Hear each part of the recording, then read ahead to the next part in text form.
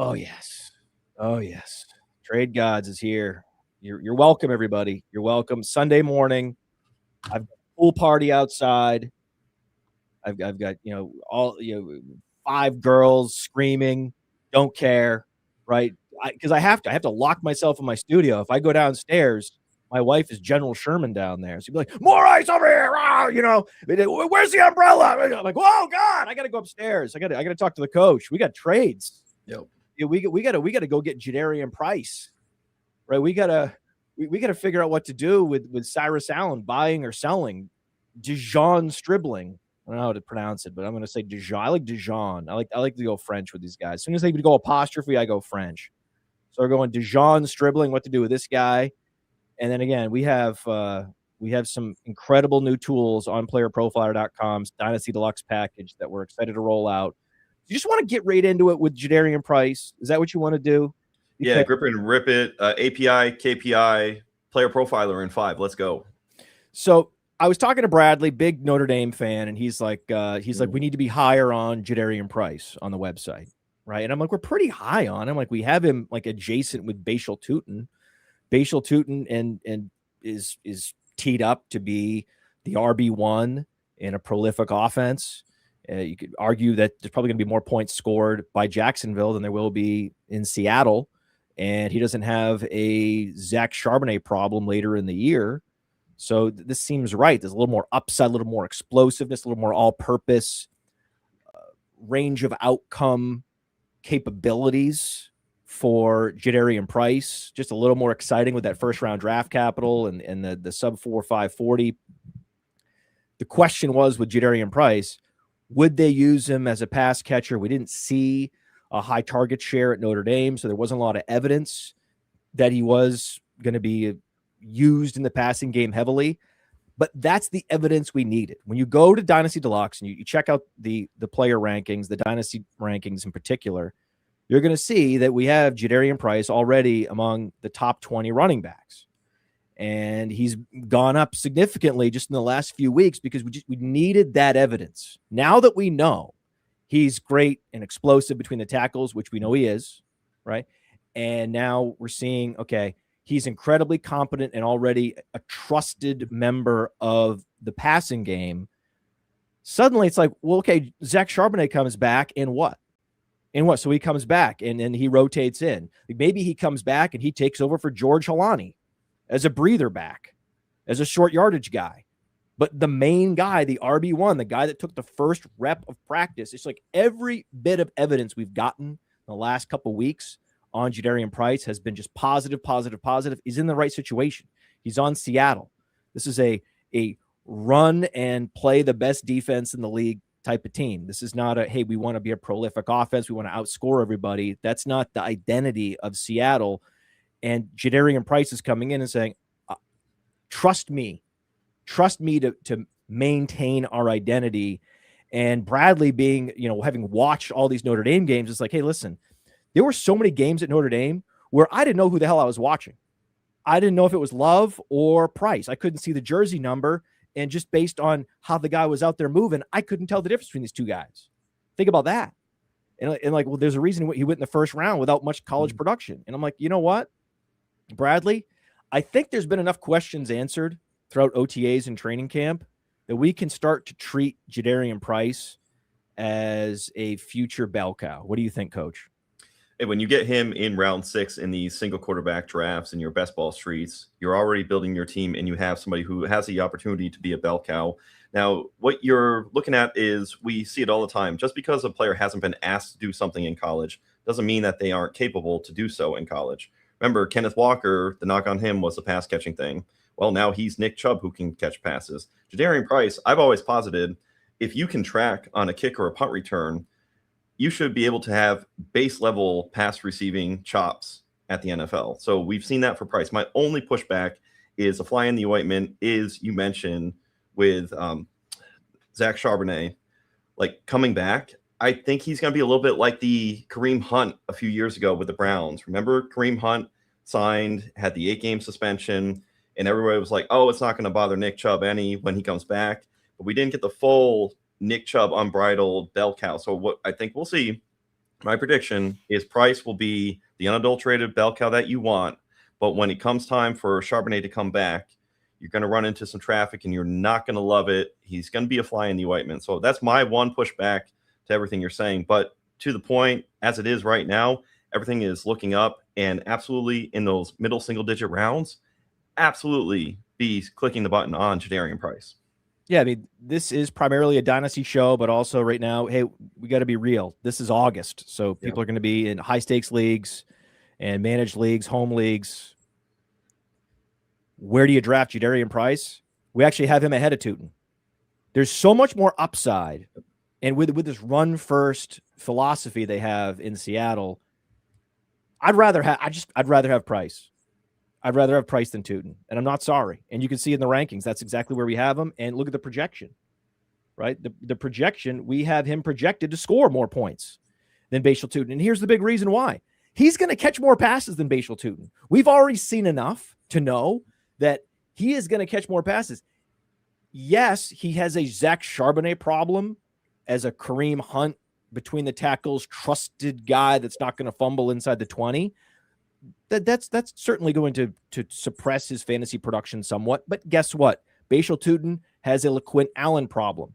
And you could argue the LaQuint Allen problem is a bigger problem. If LaQuint Allen is going to be in there in passing situations, if he's the guy, and he's been performing well in camp too, as much as Tootin's been flashing in camp, because there's no Chris Rodriguez in these team drills, it's Allen that's in there in a lot of these passing situations, and he's been making great plays, stiff-arming defenders.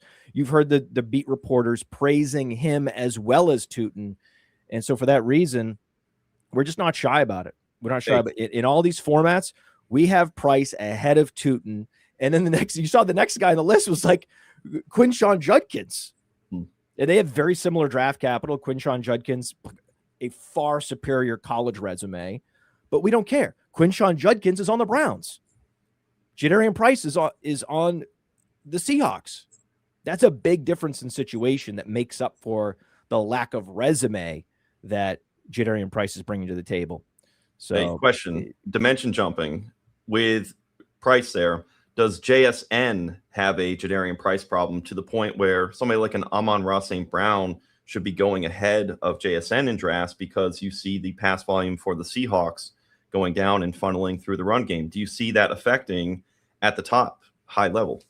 Well, the law of the conservation of targets, a term I coined, would tell you, yes, that Kenneth Walker was vastly exceeding his reception expectations in the NFL. No one thought Kenneth Walker could command a 5+% target share in the NFL if he couldn't do it at Michigan State. Turns out that they just didn't feel the need to throw to him at Michigan State. They were just going to run him. And every time they dropped back to pass, it was designed to throw to receivers. In the NFL, turns out he learned to be a completely and utterly competent pass catcher. And that's great news for him in Kansas City. Great. But if Jadarian Price is a far superior pass catcher, then all of a sudden we don't know what the Jackson Smith and Jigba target share will be in the presence of a proper satellite back, a guy with true satellite back skills. And if he has enough size and durability to run between the tackles, all of a sudden you got a guy that is great in space, great in the passing game, great between the tackles. That sounds a lot like a workhorse to me. Yeah, I think it's all setting up. Week one, you want Jadarian Price, and you just have to have a path where he's going to get you there. And then later, when there is some fly in the ointment with Charbonnet, have a plan B ready. Make sure you're selecting these upside cuffs. In these startup streets, too, what have you been doing? You've been getting your Jarquez Hunters. You've been getting your Emmett Johnsons, your Damon Claibornes, any kind of high upside player who can turn the table later in the season. But Jadarian Price is absolutely going to push the rock and get you there where you need to be on the playoff path. Didn't take much, man. Didn't take. It took Bradley with all the I can't tell the difference between these two running backs narrative, and then the beat reporters talking about all these spectacular passes that he's catching. More spectacular catches. I mean, this is Sam Darnold here. Come on. One more. But what have we talked about the least, though? It's round 1 draft capital. We've had all these narrative arguments, and one of the most bullish things for Jadarian Price is he's got round 1 draft capital. The Super Bowl champions selected him with their first overall pick for them. Fantasy football doesn't need to be hard. Yeah. Sometimes it's that simple, but it's not always that simple, because we've had Clyde Edwards-Helaire, right? The Super Bowl champions. that exact argument was made on a loop for Clyde Edwards-Helaire. So we needed to see a little bit more, and I think we've seen enough. And so that's why you're noticing, those of you that are subscribed to Dynasty Deluxe on Player Profile, like, oh wow, look where Jadarian Price is. He keeps creeping and creeping and creeping. It's like, hey, we're just responding to this information that's coming in. It's all just supporting the thesis that this is the new Bellcow in Seattle. And also, if you are subscribed to Player Profiler, specifically the Dynasty Deluxe package, we have something called the Trade Finder. And for a few years there, the Trade Finder was just looking up trades on My Fantasy League, because there's this platform called My Fantasy League, which is where all the dynasty trades were happening for many years. So where all the dynasty leagues were, the best dynasty leagues, the ones that were most sophisticated, were all on MFL. And then we looked up one day and we realized there's very few trades coming through on MFL, and there wasn't enough. And so you, the subscribers, emailed me, Matt at rotowonderworld.com, Podfather at rotowonderworld.com also works, and said, hey, you guys need to expand the Trade Finder. You probably should add Sleeper, where everyone's now trading and everyone's playing Dynasty now. And I was like, yeah, we should. And so we have this amazing new web developer that reached out. His name's Sharif. Guy's a total stud. And he's like, hey, man, like, I have a bunch of ideas for Player Profiler. I'm not looking for like a boatload of money here, but I just want to help out. And, compensation could be, whatever's reasonable. And I was like, well, actually, you just email. That's the thing. Podfather at rotowonderworld.com. You could email me to join your fantasy league, especially Dynasty, a startup, an orphan. We've got guys. Jeff Hopkins just emailed us and says, hey, I want to help with the data. Like, he's like, I noticed some of these guys, their pro day numbers aren't in there. Can I help? And I'm like, absolutely. Now he's part of the team. Just reach out. You never know, man. You never know. And so Sharif reached out and was like, hey, man, I've got some ideas, especially for the Dynasty Deluxe package. And I'm like, well, okay, let's talk. And then boom, he's like, here's my idea for how we can improve the Trade Finder. And I looked at it and I was like, oh my God, I was stunned. It is right up on the screen, right? We're live on Player Profiler now. We're live on Facebook. We're live on Twitter X. And so if you like the show, please, by all means, put a like down. We love that. You have any kind of comments? Are you trading for Jadarian Price? Did you draft Jadarian Price in your rookie draft? Do you like the Dynasty Deluxe package? Is there anything we can add that would make it even better? Because, again, we're coming after Dynasty Daddy, right? Dynasty Daddy, we're coming after you, okay? You think I'm the Podfather. You're just the daddy. Daddy. Oh, daddy. Hey, daddy. I'm the Podfather. It's different, okay? And we're coming at we're coming. I have heard, oh, Dynasty Daddy, Dynasty Daddy. Oh, we'll see. We'll see. We'll see. We'll see. We'll see. Trade Finder. I think we should pull up some trades involving Jadarian Price. But before we do, question for you. If you could go back in time, because this was me. I had some picks like around 105, 104 in rookie drafts. If you could go back, Coach, would you take Price over Mekhi Lemon or Jordan Tyson? No. All that to sum up, no. I'm still Mekhi Lemon, Jordan Tyson. I'm all ready for it. And I think that they're just going to wreck things. You're hearing good narrative too. Look, great narrative for Price. All fine, well and good. But we're getting great narrative where Philadelphia Eagles are not finding ways to hide the ball from Mekhi Lemon. They're getting him involved and active. And you have a high investment there for him. We love his prospect profiler more than Jadarian Price. And then Jordan Tyson could absolutely be an elite player and middle of the field open, intermediate routes. He's really going to carve up for the Saints. We believe in Tyler Shuck. So with all that said, it just keeps Price in the same range in this rookie area, but it's more cemented and firm that he's part of that first patch. Whereas we were just throwing price in that patch in those first 7 picks, those first 8 picks of a rookie draft. Now he's really solid, cemented in that range. He's part of that pack, but I still put him at the back. What about you? We now have him ahead of Concepcion. I'm not sorry. I'm not I, sorry. That's fine. That's fine. It's fair for right now too in 2026 proper. Long term, I'm a Casey Concepcion guy, but neither here nor there. For what's going on right now, player profiler now, you want Jadarian Price. I think you do. I think you do. Yeah, in our rookie rankings, there it is. Jadarian Price is now ahead of Concepcion, right there with Lemon, man. He's knocking on Lemon's door. Knocking on Lemon's door. Knocking on Lemon's door. Yeah, he's giving them lemons. Yeah, I get it, man. That was good. Cliche alert. Or is that song alert? How does that work? No, here we go. Hey, he's chasing him. Okay, Jadarian Price. This will be perfect perspective. Jadarian Price is chasing Mekhi Lemon like those kids chased you off the road with their e-bikes. Oh, man. Can you knock it off with these? Yes. You heard the story. I was telling Wolf, man. Yep. I'm in my Prius. It's like a 20 mile an hour miles per. It was near a school. So it's 20 miles per hour in the school zone. And there's cameras. There's speed trap cameras they have now. So I have to go slow. Next thing I know, in my rearview mirror, I see a swarm, a gang of 20 plus. Right. It probably was like 8, but it was 15 and now it's 20.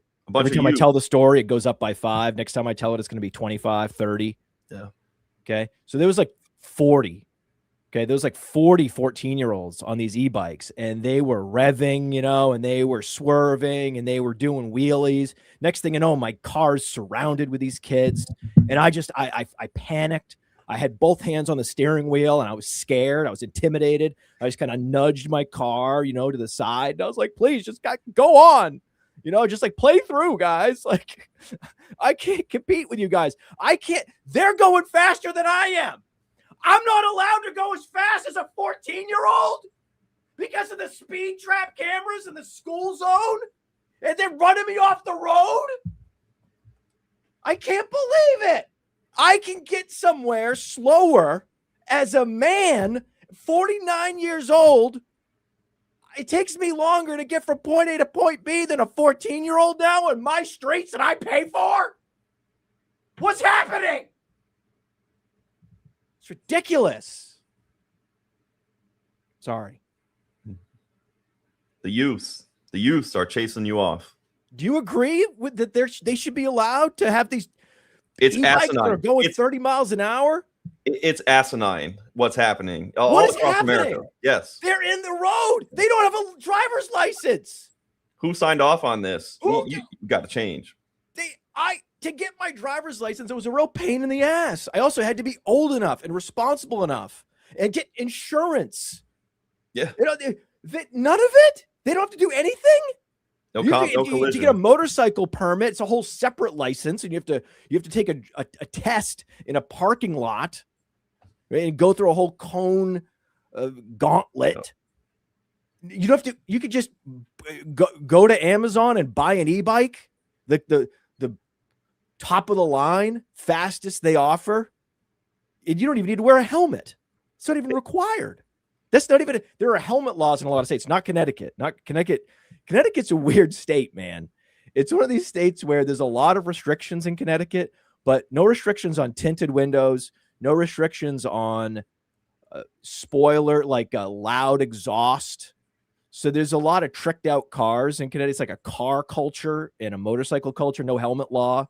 So, I mean, props. I'm all about that, right? I'm all about that. That's good. That's just freedom. I love freedom. That's great stuff.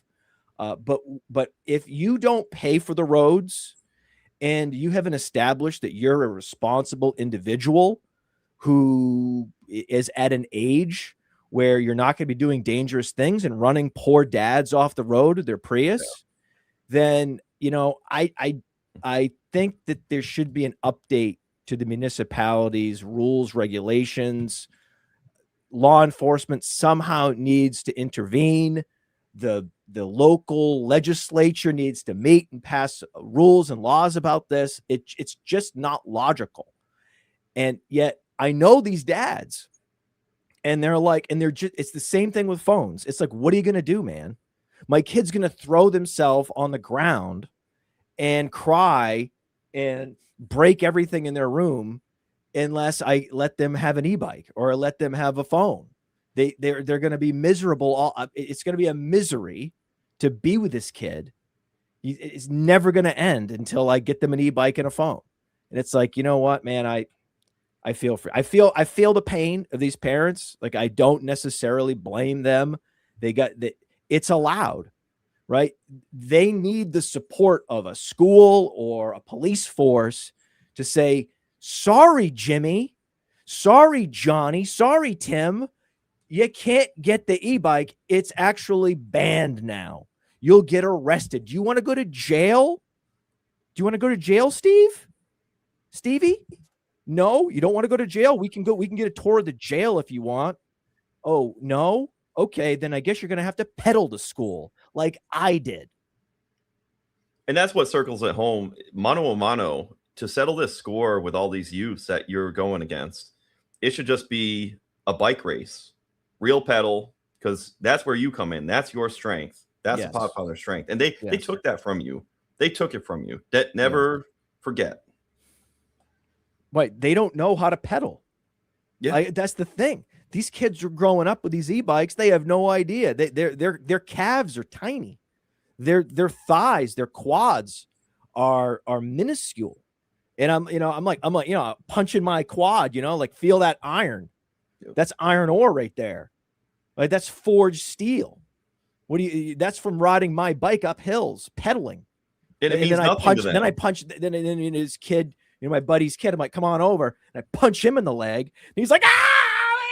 And I'm like, oh, you're not so tough now. You're not on your e-bike anymore, huh? Jimmy?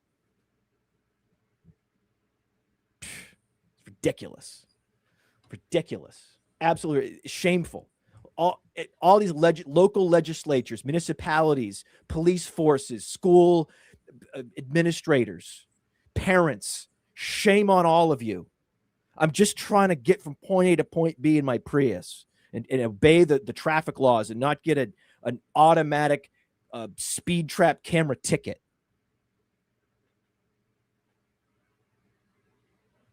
Hey, we should combine forces with these kids. It should be like, hey, anti-e-bike, anti-flock camera, everybody in unison. I love it, man. I'm old. I'm very crusty, but I'm not sorry.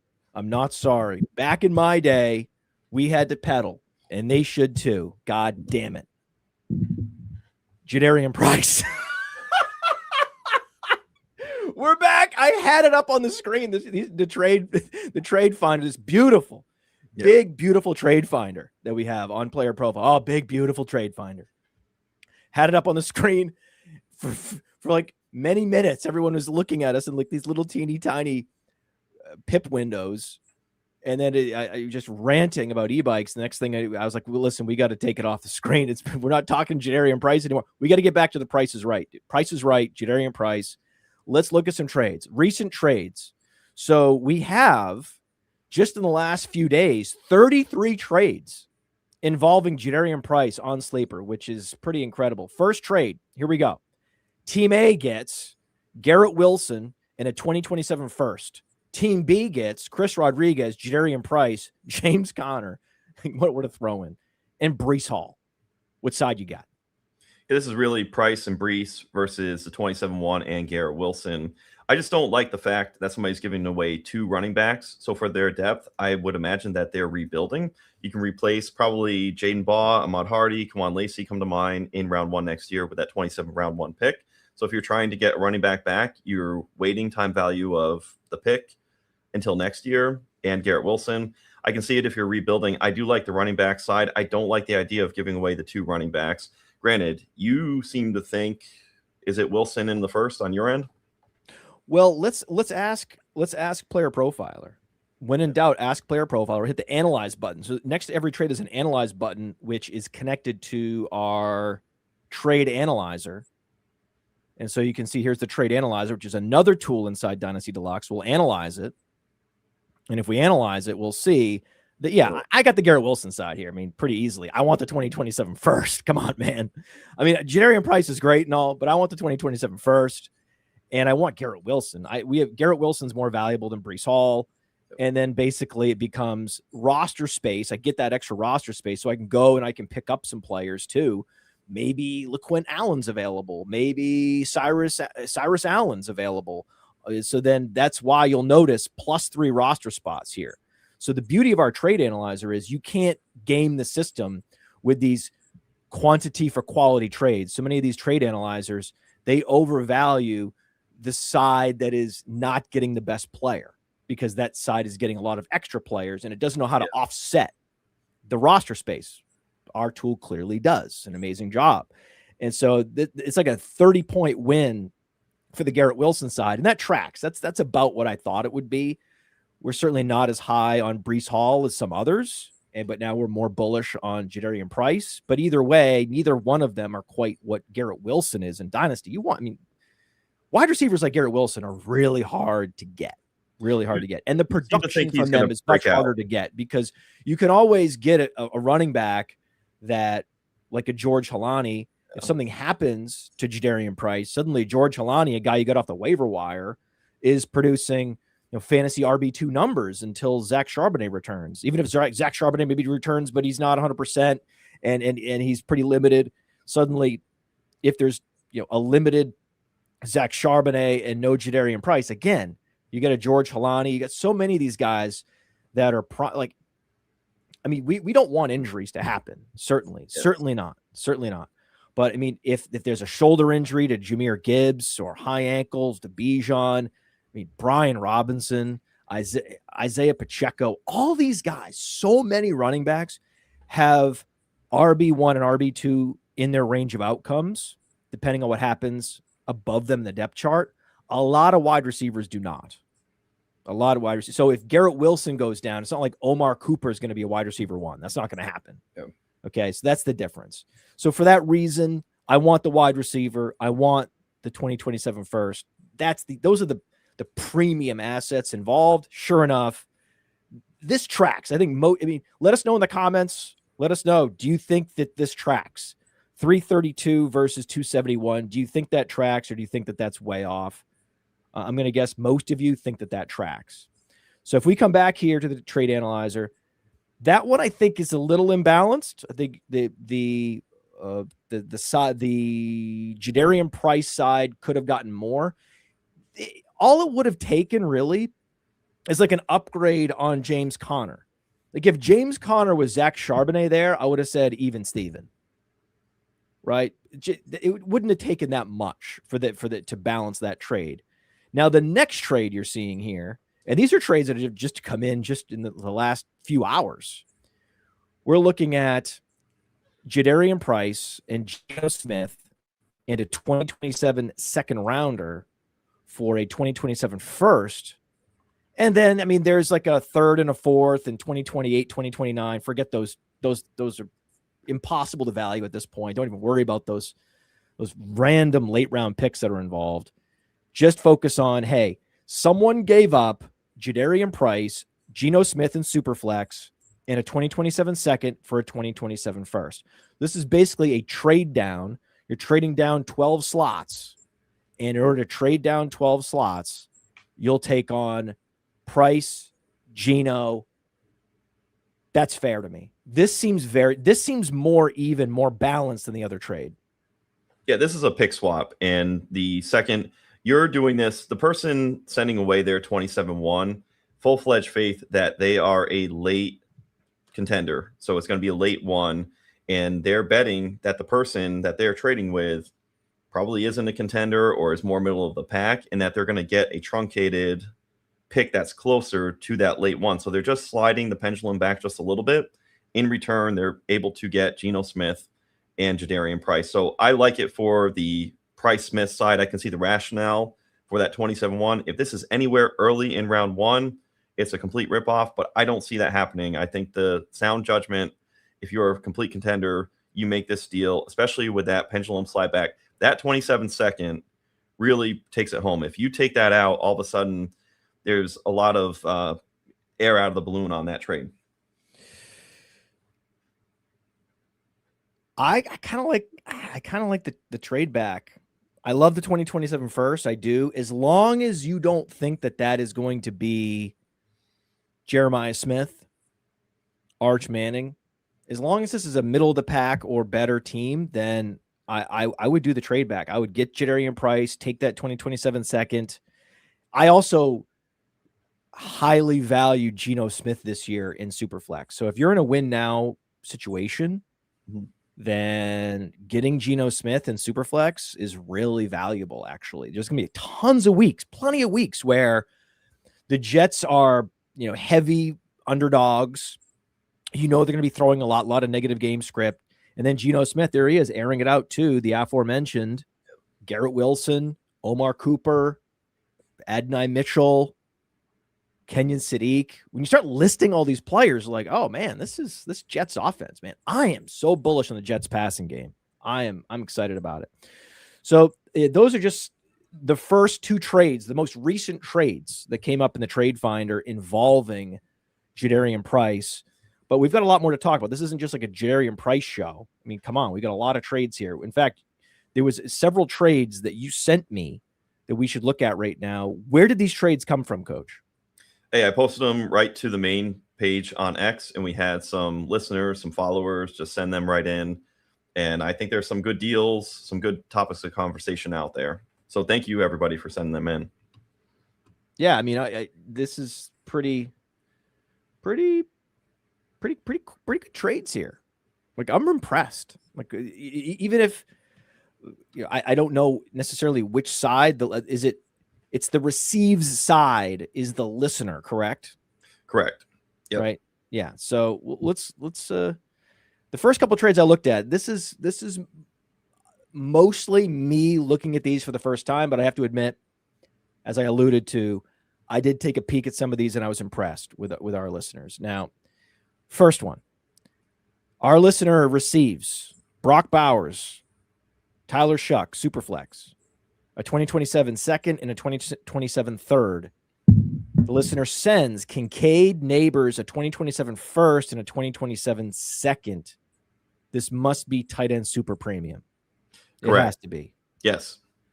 So in tight end super premium, we have Bowers ahead of Nabers in tight end super premium, or they're at least on par. And then it becomes, do you prefer Shuck and a first versus Kincaid and a first? No, it's Shuck and a second and a third versus Kincaid and a first. That's really what it comes down to there. This is all about your team build and about how much exposure you have to these players. If you have 0 Malik Nabers, you ought to take this deal. If you have 0 Brock Bowers, you ought to take the Bowers side. It's that close because in a vacuum, 3 1s for Brock Bowers, 3 1s for Malik Nabers. They have that status. We've seen Malik Nabers, Podfather. He's cutting up. He's back. No, he looks good. Yeah. He looks good. Like I said, I mean, Brock Bowers is a tight end robot sent from heaven, or a football robot sent from heaven. Excuse me. But it is Superflex, and Tyler Shuck in Superflex is quite valuable. Certainly more valuable than Dalton Kincaid in any format.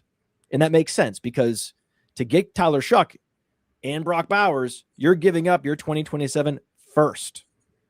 Okay. And a 2027 second. So I don't understand this. Why are there 2 seconds being exchanged? Yeah, that's a part that there must be some kind of game theory where there's going to be separation and one is going to benefit from the other. I would almost cross those out and then see it to the fact that you've got the 27-1 on the Nabers and Kincaid side. Do you believe in any ability of Dalton Kincaid breaking out this year and cutting into the war value a little bit of that gap between he and Bowers to where all of a sudden that 27-1, you are looking at maybe a Darian Mensah or a Lenore Sellers or Dante Moore. There's a couple different quarterbacks out there. Trinidad Chambliss, who could squeak. Hold on. We got Jason Tanner in the chat here saying that we're on crack because Chardonnay, which I love that. Chardonnay. That makes sense because Chardonnay's soft. He's soft. He's not that good. You know, he's just a between the tackles guy. He's never been super electric in space. In fact, he hasn't even been like that impressive between the tackles. He has been a guy. He has been a guy that if you give him 25 to 30 touches, he'll give you 20 plus fantasy points. He's not a guy that is going to be exceeding expectations on a per touch basis. He wasn't that in college. He's like a guy that checks all the boxes barely, right? Runs like the 4-5-2, gives you just enough target share, just enough yards after contact, just enough to be a quality starter, but not a guy that's moving the needle at all. And now he's coming off an ACL, and you think he's just going to be ready, just like Malik Nabers. Think Malik Nabers is going to put up Malik Nabers per target numbers this year, like he has historically? No. It's going to be a year before you see peak Nabers efficiency post ACL. That is just the history books.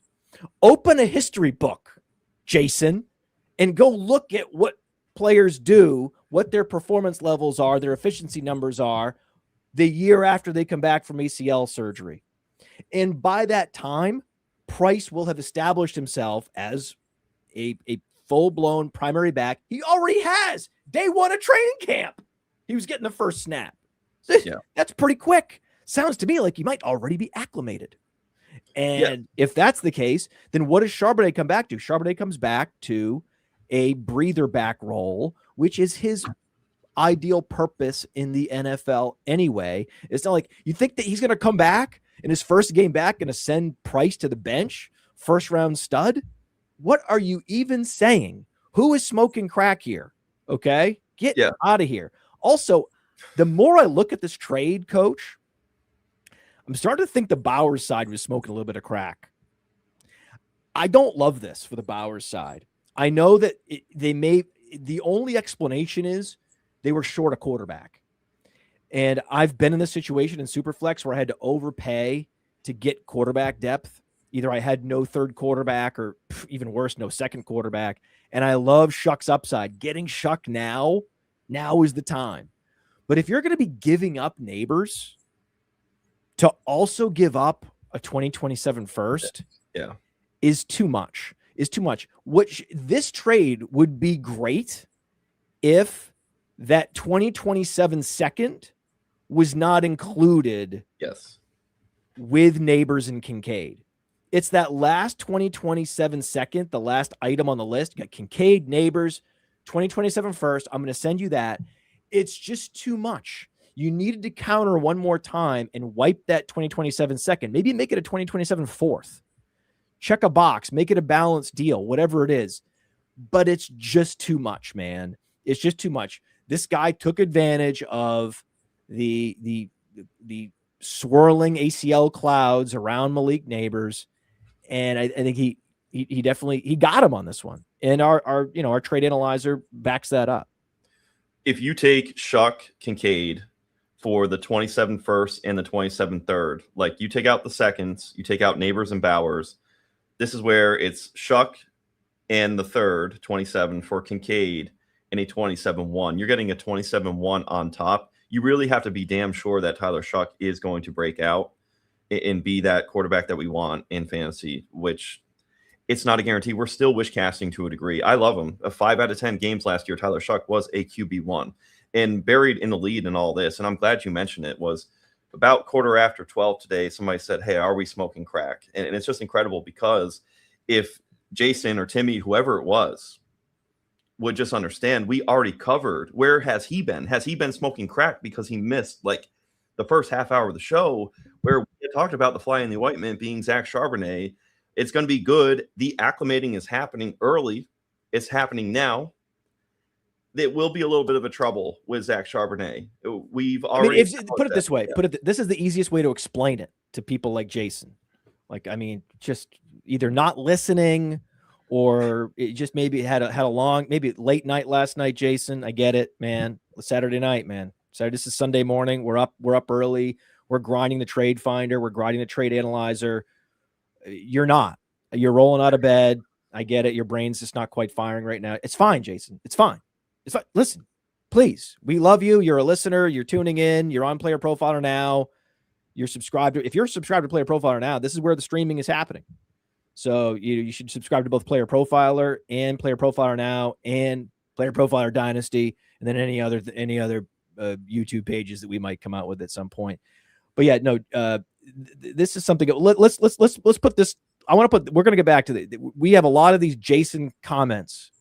This Jason Tanner, right? He's really embarrassing himself. Also wasn't listening. Somehow doesn't know how to spell George Ilani. Well, maybe he's, maybe that's from the Odyssey or something. I don't know what that's from. But no one said George Ilani is going to outproduce Jadarian Price. And also, no one said he's going to outproduce even Zach Charbonnet when Zach Charbonnet's back up and running. But there's going to be a few games there, I can promise you. The first few games back for Zach Charbonnet, I really love that. Funny. That was funny. No, he's good. I mean, I like Jason. I like him. Like I'm giving him this criticism because I like him. Like if we didn't like you, Jason, we wouldn't even be putting these comments on the screen. Okay, we wouldn't even be engaging with you. There's plenty of people that are commenting on the show in real time from all these different channels, and we're ignoring them. But it's fun to be pugilistic with the listeners. And in this case, Jason Tanner can't spell and can't listen, and really has no idea how ACL recoveries work and quote unquote getting acclimated works. Which, by the way, I love that term, getting acclimated, because I use it all the time. Helani could absolutely outsnap Chardonnay for 1 to 2, maybe 3 games where he initially gets back and is getting back from the lineup. They love Helani. I'm not talking about Helani because I love Helani. I'm talking about Helani because Seattle loves Helani. And I know that this gives people PTSD from Boise State, but Helani was cannibalizing touches from Ashton Genty. That's a thing that happened. Listen, okay, I'm not a Boise State fan, but Boise State fans still are reeling from those seasons where they were like, why is Helani in here? And you're going to have this happening. The same exact thing is going to happen in Seattle. Why is Helani out there? Why isn't it Charbonnet? Why isn't it Jadarian Price? I love Jadarian Price knowing that is going to happen. But yes, let's say Chardonnay returns first week of October. Okay. By Halloween, Helani's going to be an afterthought. Helani's going to be fully but it's going to take until Halloween for Helani to be fully marginalized. That's just what's going to happen. Again, I have history books, and I have books that I've written, like the Dynasty Dominator. And so you can look up football history books. I have history books here. Like, look at this. We have the Football 101. How about that book? Huh? I can read. We can read books. Okay? We can read books, Jason. And these history books tell you exactly what happens when coaches love player X and player Y is coming off an ACL tear. God damn it. Can't get through to these people. It's just books. Reading. Get off your e-bike, dude. Yeah, George Helani. These kids. Yeah. These kids. Helani's going to be eating Greek yogurt by Halloween, okay? God. Jared Dean writes, not sure Jason will remember to wipe his ass based on these comments, because there was a previous comment where Jason said he was taking a shit. This is what's happening. This is the show we're doing. This is the show we're doing, Coach. This is what you signed. Did you sign up for this? Did you know this is the show? Yeah, we're trade gods, and we've talked about literally in 45 minutes, we've covered 3 trades. So from an efficiency standpoint, where this is honestly one trade every 15 minutes. That's our rate of trade analysis. That's not very godly. I would say that's pretty pathetic for us. We keep getting sidetracked. Yeah. Maybe if we go into rapid fire, that'll help. That'll help because these are evergreen concepts going down to the e-bike. So there is an evergreen element to it, but I say we do go a little more rapid fire. Final word from Jason. This is a good final word on this. We're going to give Jason the final word. Okay. He says there won't be any Bellcows in Seattle. There you have it. According to Jason Tanner. Yep. And you're wrong, Jason. You're wrong. Damn it. Now I got the last word. I was such a gracious host, gracious podcast host, giving Jason Tanner, very active commenter. I was going to give him the final word, and then I just couldn't do it, man. That's my ego. That's the ego getting involved. That's my ego. That's the whole reason Dynasty Deluxe. That's why we want to crush Dynasty Daddy. We're going to crush him. Dynasty Daddy's going down. Why? My ego. My ego says Dynasty Deluxe has to be better than Dynasty Daddy. We're going to do whatever it takes. Well, Sharif will. I think what's happening is since you were bullied by all those kids on those, and I think it was like 25 of them, you're now just getting back 1-to-1. So that's why you're getting that last word in. It's your time to stand up. So I love it. How about this trade? Has anyone ever gotten the last word but me on the show? I mean, really? Why would I even think that I could even be capable of having the grace to give the last word to any one of our listeners? How could I? Why would I even think that? I need to. I mean, that's the worst. That is the worst. To have a huge ego and no self-awareness, the worst. The worst. Oh, God, Jason. He's back. You know what we'll give him the final word. Yeah. His final word was this. He called me a name. You ready for this? Want to know what he called me? This is going to be good. He called me a name. We're going to give Jason the final word. He said, good one, pod mother.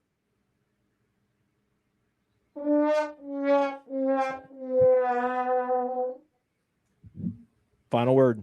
He gets the first person to ever get the final word other than me on the show. And we move on. G Hopkins. Do people care? Is that a thing? Do people care? Because I don't give a shit. I'm Podfather 5000 on Sleeper, but do some people want you to hide their username because you're doxing me? Is that a thing? I don't think so. I think it's all good. G Hopkins. Isn't it public? Isn't it public, your username? Like I'm on Twitter @fantasy_mansion. Do people think that their handles on Sleeper need to be private? I don't know. Like anytime I see someone's handle on any public media, I'm always like, well, you're rolling the dice there. They might get offended by that. So hopefully G Hopkins, I think that's Jeff Hopkins, by the way. And I think that's one of our new data guys. So I'm assuming Jeff's not going to care. In fact, he might like the publicity. You should like the publicity, by the way. You don't want my username to show. Get over yourself. Just get over Podfather 5000 on Sleeper. DM me, message me, whatever. I give out my email. I give out everything on this show. Thousands and thousands of people have access to all my information. Why do you care?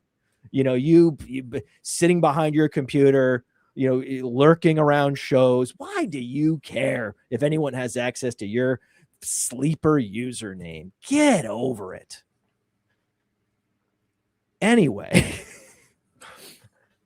this is a very, very basic trade that I love. I mean, Hopkins, is he showing off with this? He must be showing off with this. I think this was the trade that I saw because it was Jeff's. This was one of the trades that I was like pretty impressed with our audience here. We're doing a great job. He's getting Kenneth Gainwell, Kenneth Gainwell, and Jaden Reed and a fourth in 2027. And he's only giving up Tyrone Tracy in a 2027 second. This is a pretty damn good use of a 2027 second. I have personally squandered recently a 2027 second, and I'm ashamed of it. But in this case, great use of a 2027 second. I'm thinking that his trade partner here must have Cam Scadaboo. Yes. Yes. That's the only explanation, because you're getting the premium wide receiver. If you think about it, a 2027 second for Jaden Reed is perfectly fair by itself. Right? Would you prefer Jaden Reed or a 2027 second? I would. It just, they're even to me. I could go either way. Right. What really sets us apart, though, is Kenneth Gainwell. Yes. In a PPR setting, you can go 73 receptions, even if he regresses and gets 60. Yes, Baker Mayfield, who wants an approve-it year, contract year, where he's talking all that junk to his own front office, and they're like, well, we don't really like the fact that you did that. And then he's like, well, I don't like the fact that you didn't sign me. He's got Kenneth Gainwell in that backfield, and there's that non-zero chance. We love Christian Watson. But that Jaden Reed with those end arounds, that Debo Light skill set, okay, Podfather, tell us, will Jaden Reed be in 2 wide receiver sets over Matthew Golden? Shots fired at Jason Tanner in the chat. Brent Clark, who has a dog avatar with a hat. He has a dog with a trucker hat, which is great. That's a Seahawks hat. It's a Seahawks hat. So this is a Seahawks fan. This guy knows Seahawks ball. And he's firing back at Jason Tanner, telling Jason, you must own Sharbs in Dynasty. He got you in blinders. What a great phrase. He got you in blinders.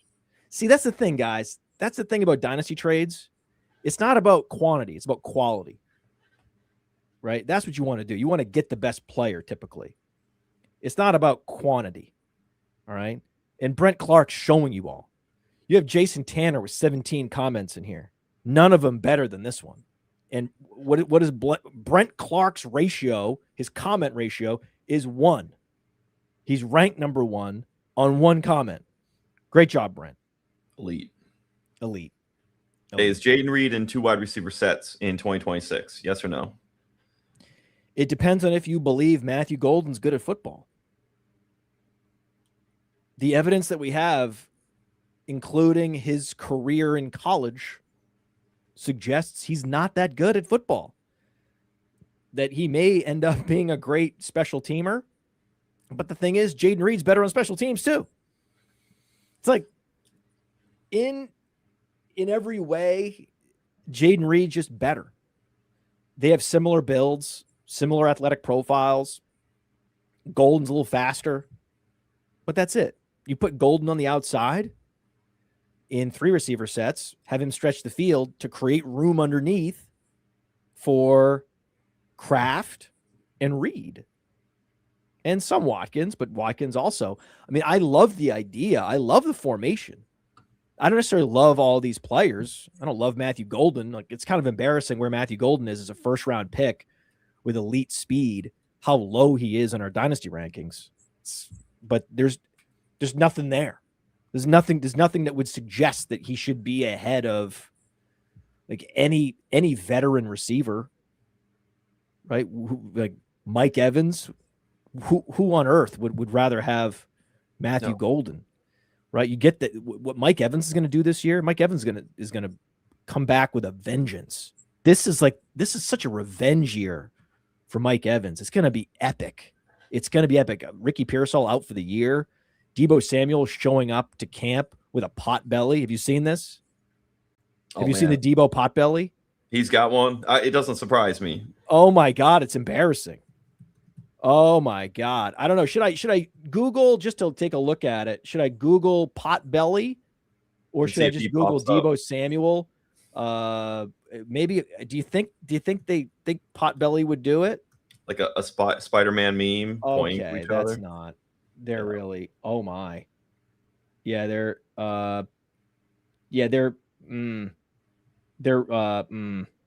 okay. Wow. They're being mean. This is some mean stuff. There's already a thing where they're calling him Fat Debo.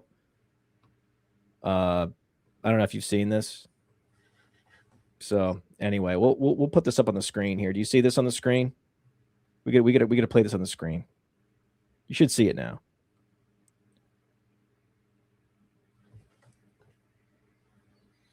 Oh So my there's God. a little video here. There's a fat Debo. Look, they've zoomed in. Look at this. They've zoomed in. Look at this. Look at this. So apparently he's even in worse shape than he was before.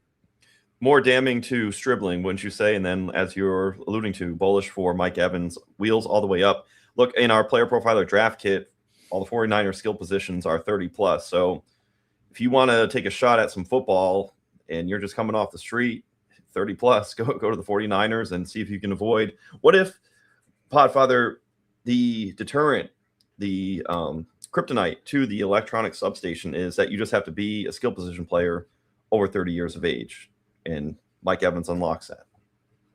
I mean, look at where we have Mike Evans, dude. Look where we have Mike Evans in the draft kit. Let's put the draft kit on the screen. By the way, coach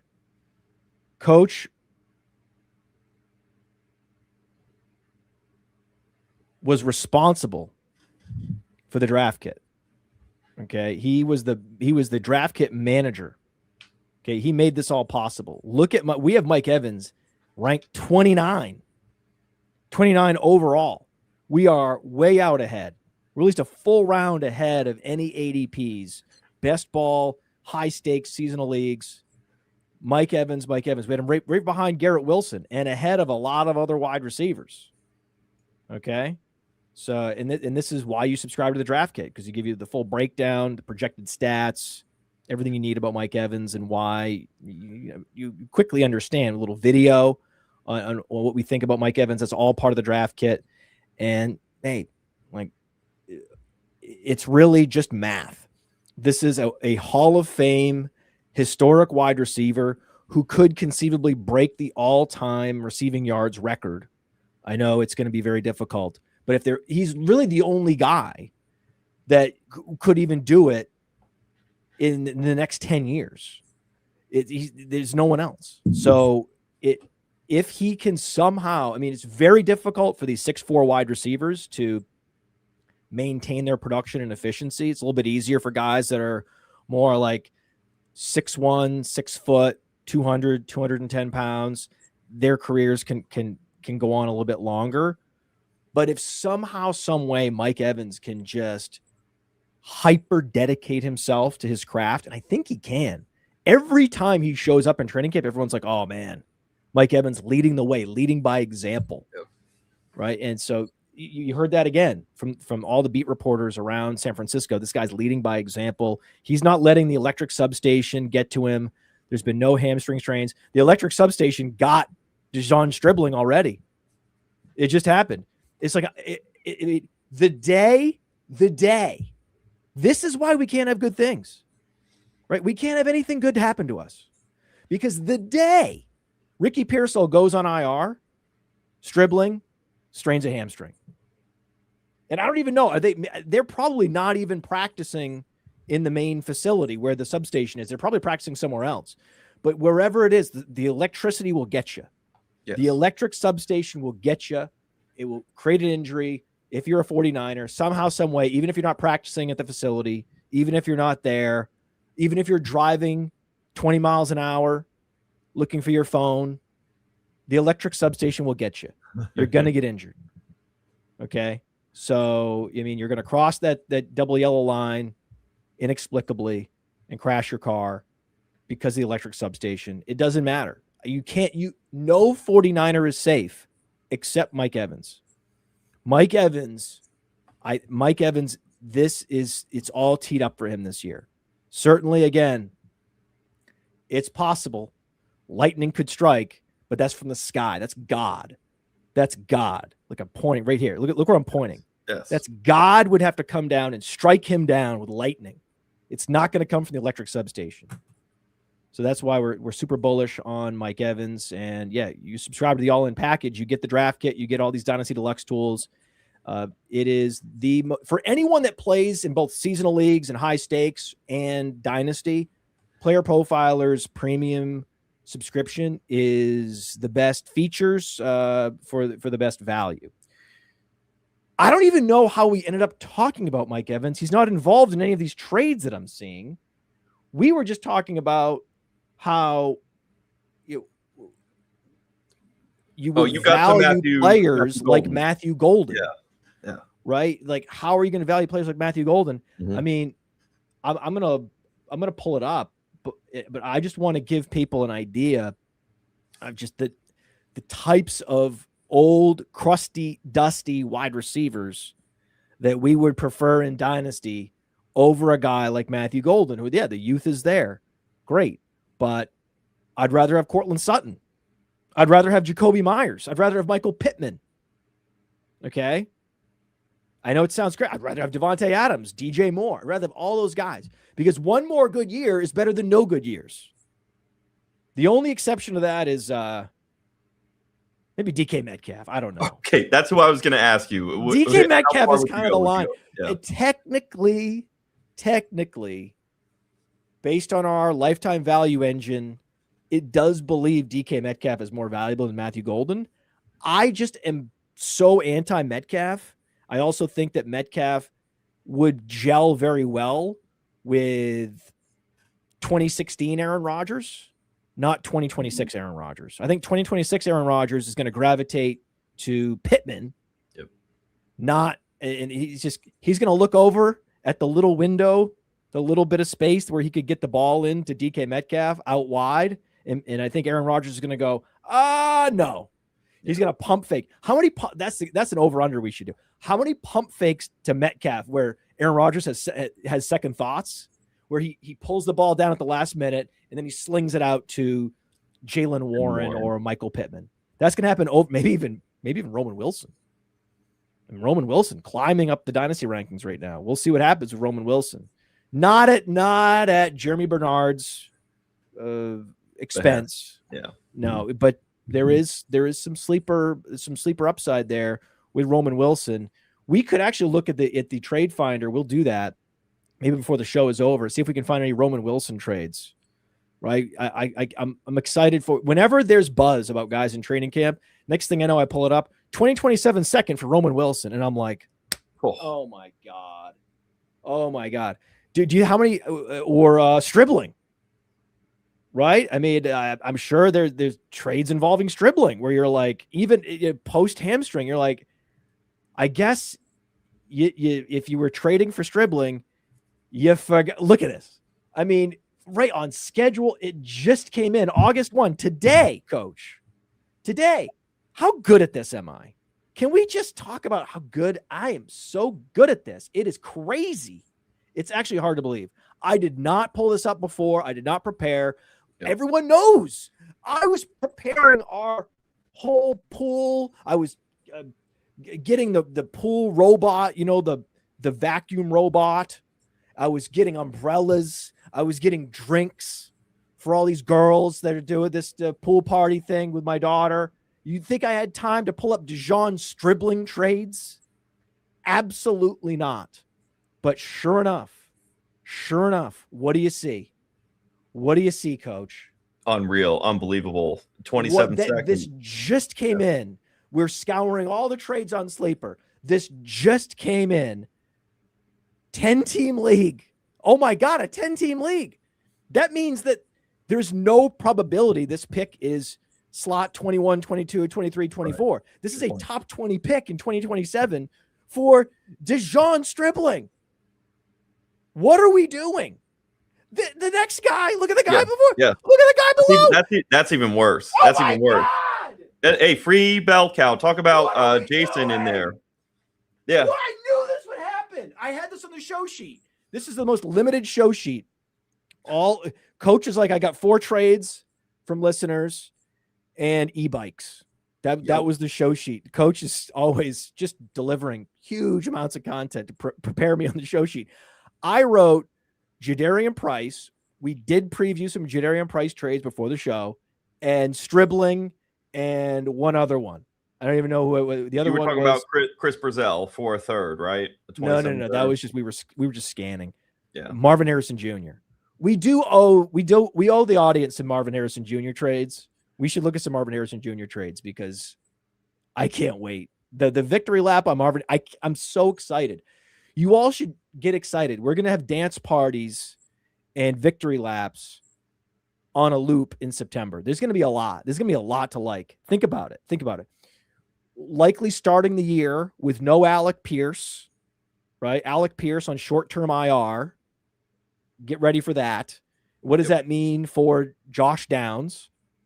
So we have Josh Downs, potential Josh Downs dance party, potential Mike Evans dance party, potential Cam Scadaboo dance party, and then also Michael Wilson / Marvin Harrison Jr. dance party. So if we have 3 targets, no catches for Marvin Harrison Jr., and we have 8 for 9 for 110 and a touchdown from Michael Wilson, I mean, that's going to be so spectacular. But I can't believe someone gave up Stribling and Pittman for Scadaboo. Free Bellcow. What are you doing? Yeah. What are you doing allowing yourself to get completely and utterly swindled? I can't believe this happened.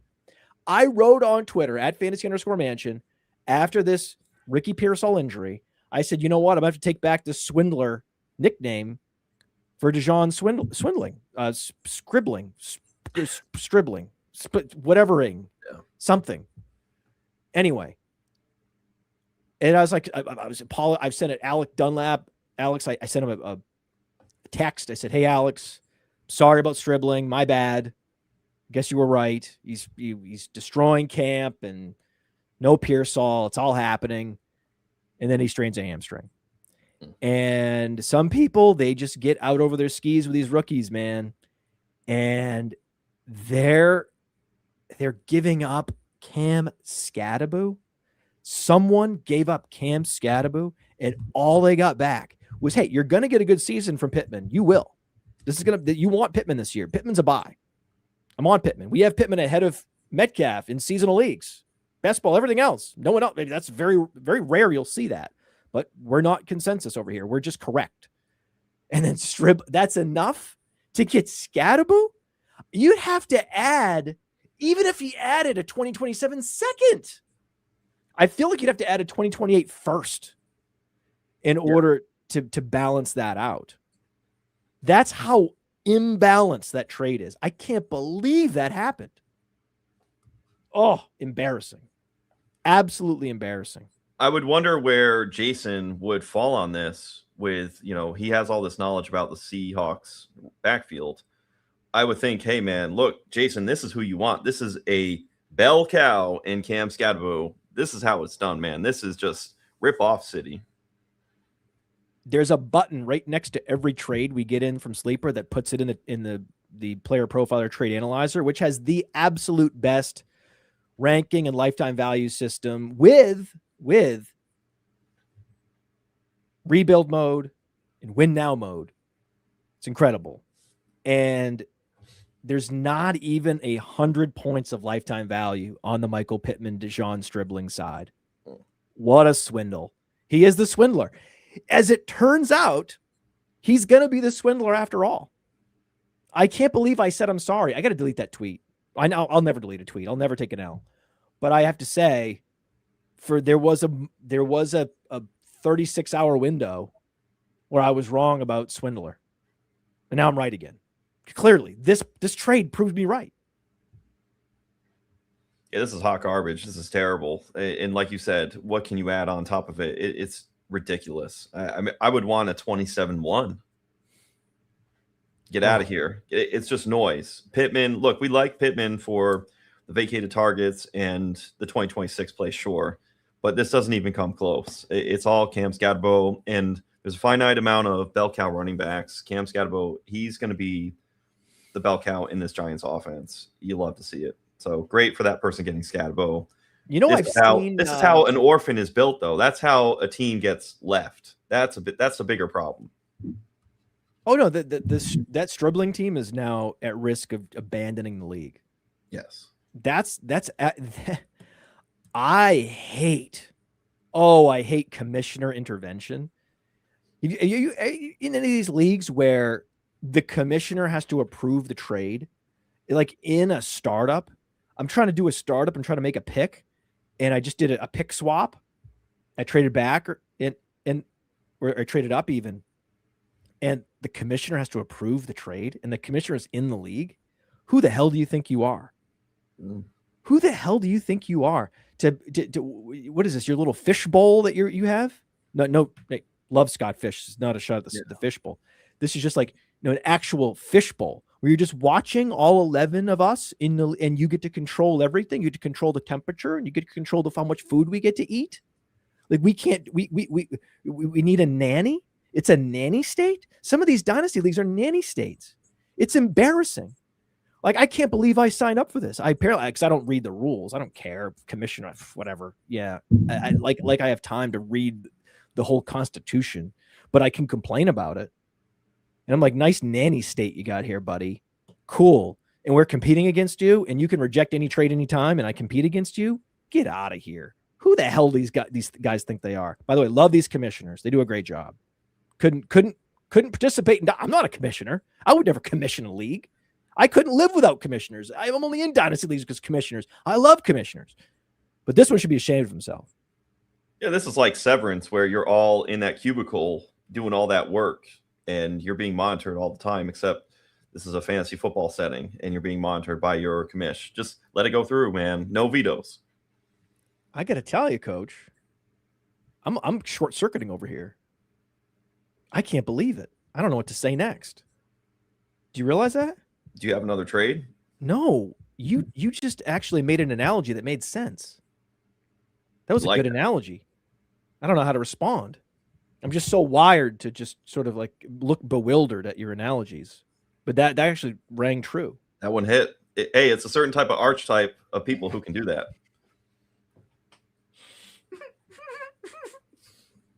Oh my God, I just spit coffee through my nose. Oh my God, we replay that on the stream. Wow. That was fun. That's fine. Wow.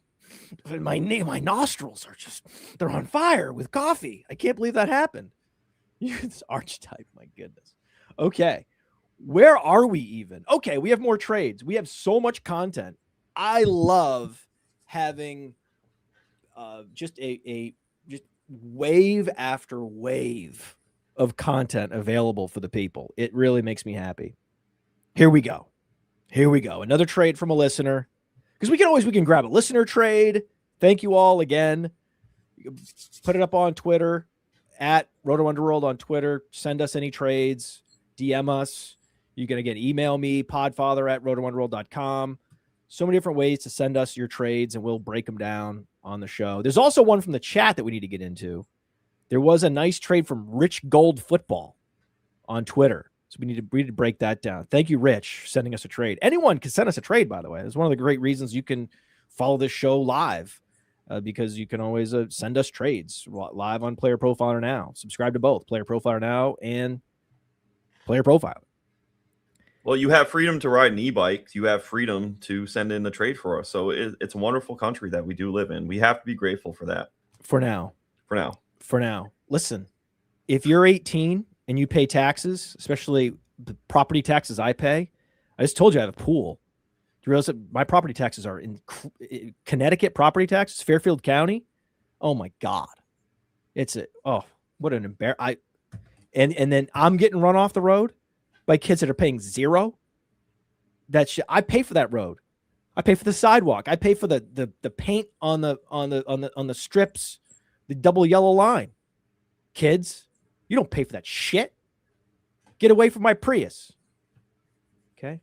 God, I'm so mad about that. I'm so embarrassed. No one saw me. I mean, the kids saw me. Is that Mr. Kelly? It's like, God, I'm trying to hide my face. Pulling over. Anyway, this is quite the trade here. And this one, I have to say, it's a challenge to be on the losing side of a deal where you get clearly the best player. This one might be that. Because our listener got CeeDee Lamb. See, at first I was like, oh, our listeners are killing it, because I saw that one where where Jeff was just destroying, basically getting a free Kenny Gainwell. But now I'm looking at some of these other trades, and I'm a little bit skeptical. I'm a little bit concerned. Well, you want some context to this? our own Wolf Trellis Hurd, who you heard on the Mind and Mansion podcast the other day, he got CeeDee Lamb, and he covers the Tampa Bay Buccaneers. He's down there in Tampa Bay, and he sent away Emeka Egbuka. Oh, no. So Wolf, knowing all the goodness that is Emeka Egbuka, he went and got himself some CeeDee Lamb. I think it's a pretty sharp move because I contend Egbuka is going to be a round 1 player next year in single quarterback formats. But he's not there yet. I love the Lamb side, and that 108 is just a carrot enough to get you to acquire and tear up to somebody like Lamb. Because what is that? Eli Stowers? It's definitely not Jadarian Price anymore. And these are 2026 rookie picks. 2.7, 3.1, throw them in the trash. So you're really getting, this deal is really Lamb for Egbuka in the 108. So I would just push it back to you with that context. No. That context was incredibly important. This is Wolf Trellis Hurd we're talking about. Yeah. Superstar. I'm just embarrassed that his debut show, my mic, the incredible irony with this Wolf Trellis Hurd show. It's on Player Profiler. Anywhere you get podcasts or videos, you can check us out. Wolf Trellis Hurd, Player Profiler. Check us out. He debuted on the Mind and Mansion program. And because it was like a weekend and I was very much in a hurry I really wanted to have as much time with him as possible. I forgot to configure my microphone. Right. It was crazy. I forgot to configure my microphone. And the weeks leading up to this show, I was talking to Wolf because he's like our rising star writer. Like he's the new Theo at Player Profiler. He's incredible. You get he puts out an article every week for free. All our articles on Player Profiler, free. And oh, by the way, so I want to make sure people know, because I've got some complaints like, oh, there's too many ads on Player Profiler now. And I'm like, yeah, because you're not subscribed. Subscribers don't see ads. There's no ads for subscribers, guys. Now we need to put a notification up on the site that says, hey, subscribe to get no ads. Yep. But there's no ads for subscribers. Have you seen the ads while I'm sharing my screen? There's no ads. What do you mean? I don't even know what people are talking about. They're like, oh, I don't subscribe. Well, fuck you then. Right? Do you realize how much it costs to host Player Profile? I pay like $1,000 a month just to Amazon AWS to host the site. And you don't want to pay anything? And you want to complain about the ads? F you, man. It's one or the other. Either you pay like $45 a year, which is like less than $5 a month for Dynasty Deluxe and get no ads forever, as long as you're subscribed, or you don't pay a thing. I pay all these other costs, and then I try to offset those costs by running ads. And I'll tell you, they don't offset. Okay? So the subscribers are the ones that carry the load here. People, I just want to because I get these emails again. I open up myself to this because I put it out there. Podfather at rotoworld.com. I don't care if you have my personal email. Who cares? Right? I'm doxing myself. Let me know if there's anything about the site that you want to change. But if you're not subscribed and you complain about the ads, you can pound sand because lots of us don't see an ad ever. Sorry. Anyway, what's wrong with me today? I woke up fine. I slept in. Oh, I know what happened. Is I was dragged out of bed to set up our entire backyard in 80-degree heat before the show. That's what happened. That I knew there was a reason. I was like, why am I so cranky? Because I was like, I'm going to sleep in. It's going to be a Sunday morning. We're not going live until like 11 a.m. with Coach. We're going to do my favorite show is Trade Gods. I love looking at these trades. It's so fun. And then I was just dragged outside. You got to do this. You got to use a militant list of things that I needed to do. The drinks and the ice and the sweeping and the vacuuming and, and I'm like, why do I care? Is it a big deal? Is a leaf in the corner? Like the 14-year-old girls, do I care about that? Why do I care about this? You know what I care about? I care about trade gods. I care about CeeDee Lamb and Egbuka. And the beauty of this trade is they're not 2027 firsts. So if this was a 2027 first, this would be a lot. Yeah. If it was a 2027 first, second, and third, this would be skewed to the Egbuka side. But it's not. It's not. It 2026 108. Who cares? Best case scenario, that's Concepcion, right? If you're lucky, yes. If you're lucky. If you're lucky. But it's probably not. It's probably not. The chalk is, it's going to be, if it goes chalk, if it's super flex, that could be Ty Simpson. Tight end premium could be CeeDee. Or Stowers, yep. I don't know about Stowers. I don't think Stowers is going to, you'll get CeeDee there. You'll get a Ty Simpson there. You're hoping if it's tight end premium that someone actually reaches for CeeDee and then you get Concepcion. That's happened to me. Yes. I've seen it happen with Stowers and Concepcion. Same thing. Same principle. It's awesome. But it could that's happen. not a guarantee. It's not a guarantee. Or I've also seen someone reach in Superflex and 2 QB leagues. I've seen someone reach for Ty Simpson. Mm-hmm. So that's certainly possible. But things have to really break your way for this to cash for the Egbuka side.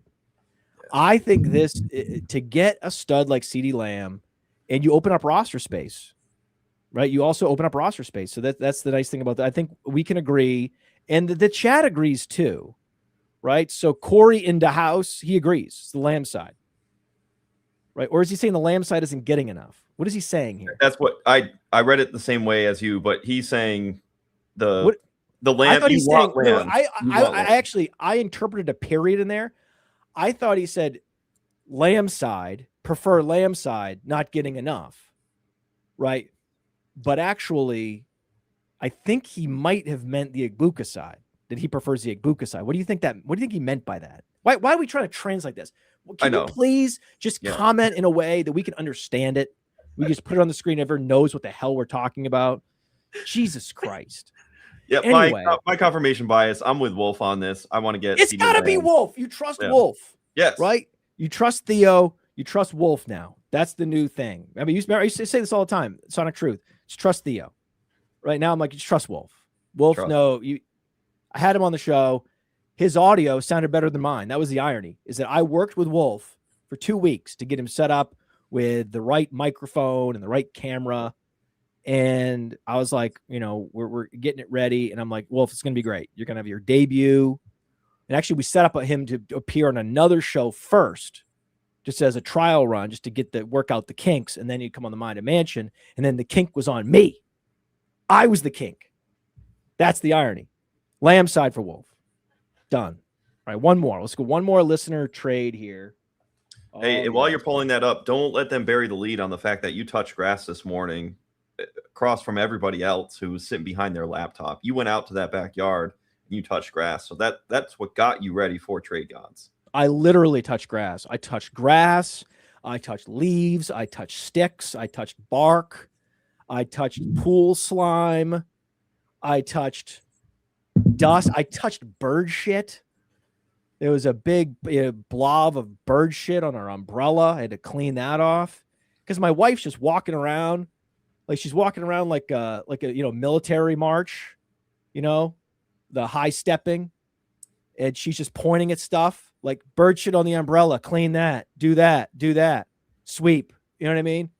She's like 10 minutes till they arrive. I'm like, Jesus, woman. Wow. Okay. Fine. I'm on it. Scrambling around, but I was on time for Trade Gods. Yep. I was on time. 10:58. I was here. I mean, I'm sweating. I'm wearing a black shirt because I'm sweating. Right? It's air conditioned in the studio, but I'm sweating because it was a lot of work. These teenage girls, man, they're very demanding. They need perfection only with these pool parties. Okay. Luther Burden. Our listener receives Luther Burden, a 2027 first and a 2027 second. He sends Justin Jefferson and a 2027 fourth. Your thoughts? I want the Hall of Famer. I want Justin Jefferson. He's the proven true commodity in this deal. We're wish casting Luther Burden right now, who could be the third target in that Bears offense. I love Luther Burden, but cost, he really has to hit for his cost. This is a good haul to get if you're trying to get off of Justin Jefferson, but give me the Hall of Famer in Justin Jefferson, because as soon as he goes back to clicking with a competent quarterback, which I'm going to project, and I feel like you feel that way, Player Profiler feels that way, Kyler Murray is going to bring back the relevance to Justin Jefferson. It's the Justin Jefferson side. I think that our audience is 2 for 4. 2 for 4. Right? Wolf, thank God, is in there. He mixes in there. He's not really he's really an expert, not a member of the audience, but we'll count him to get the audience at least to a 50-50. Right? 50-50. Because this one, sadly, the audience member, whoever they are, failed. I don't like this. I don't like it at all. Luther Burden is too much for projection. He just is. He just is. And, you know, I talked to Dan Fornick, offensive line guru, and I had a conversation with him.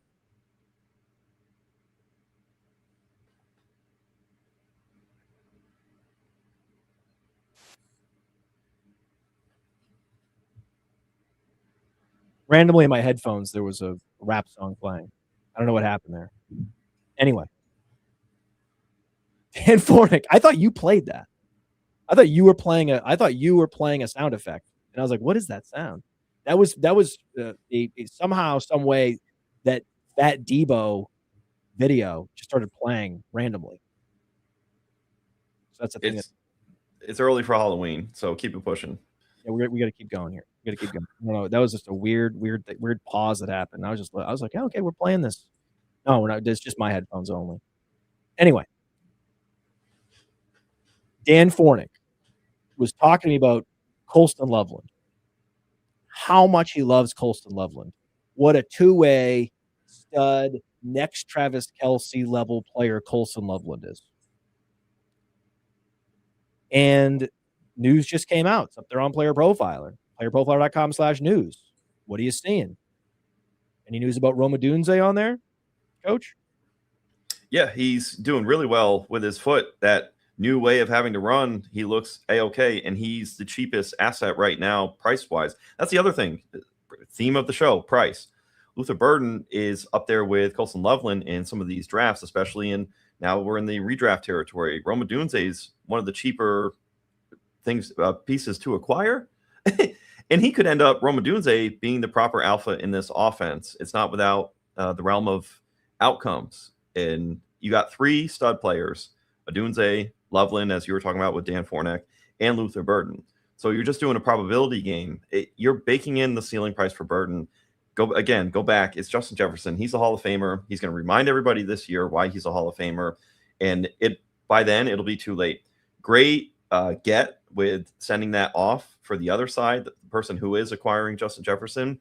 They were savvy because that 27-1 is going to be a later pick for the fact that they are acquiring and strengthening their team with a Justin Jefferson. So I think that's something that's buried underneath. We get lured by the 27-1, the 27-2, and hey, kind of an adjacent player. But to me, give me Justin Jefferson's side, because you're also making that 27-1 that you're sending away in that second a later pick by gaining that Hall of Fame player. Jadarian makes an interesting remark here. Yep. This looks like a rebuild versus win now trade. Which is fair. Absolutely fair. If this is a rebuild trade and you have Justin Jefferson, that is enough. Yep. That is enough. Because again, if you're out in the open rebuilding, the market for Justin Jefferson might not be what you hope it is, because your league mates know, hey, you're in a position where you can't use Justin Jefferson this year, so they're not going to give you full freight.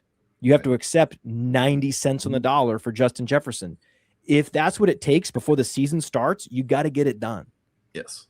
You got to get it done. If you're going to rebuild, you need to rebuild aggressively. And sometimes that requires 90 cents on the dollar, and I'm very okay with that. Yeah, I'm very okay with 90 cents on the dollar.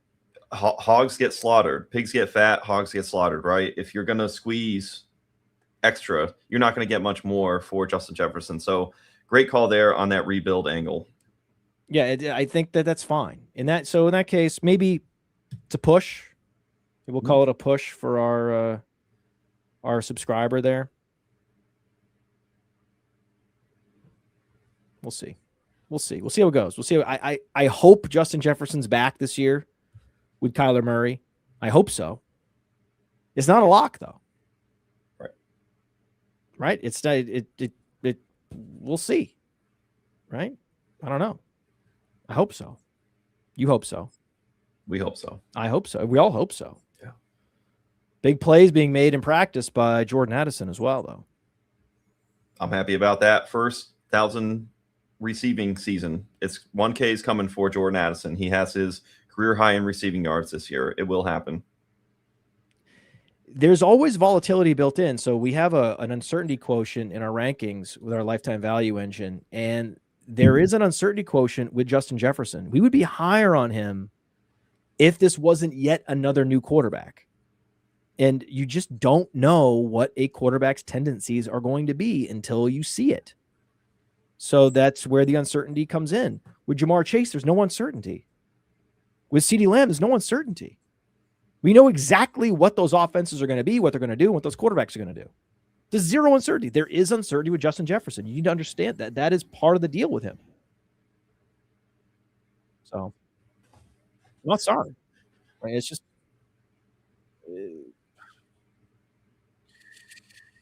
All right. Let's talk about this trade that was posted in the chat. I want to reward the chat. Also, this is a trade that I think would be fun to talk about. So for a couple of reasons, I think this is a good idea.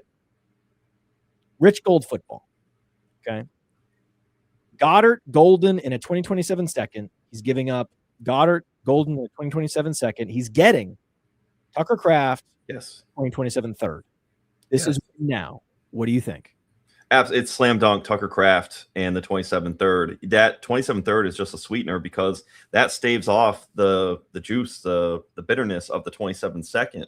So you're just pendulum sliding back, kind of like we talked about that 1 and 2 swap in the earlier trade. Goddard, directionally, he's hit his ceiling.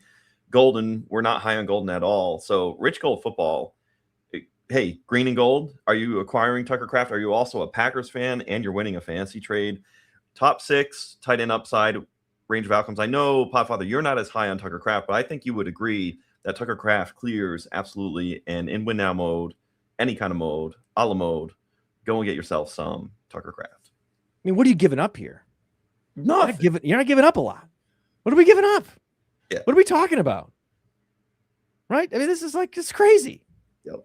Right? I mean, I do like acquiring Goddard, though. I like Goddard this year. I think Goddard's going to smash.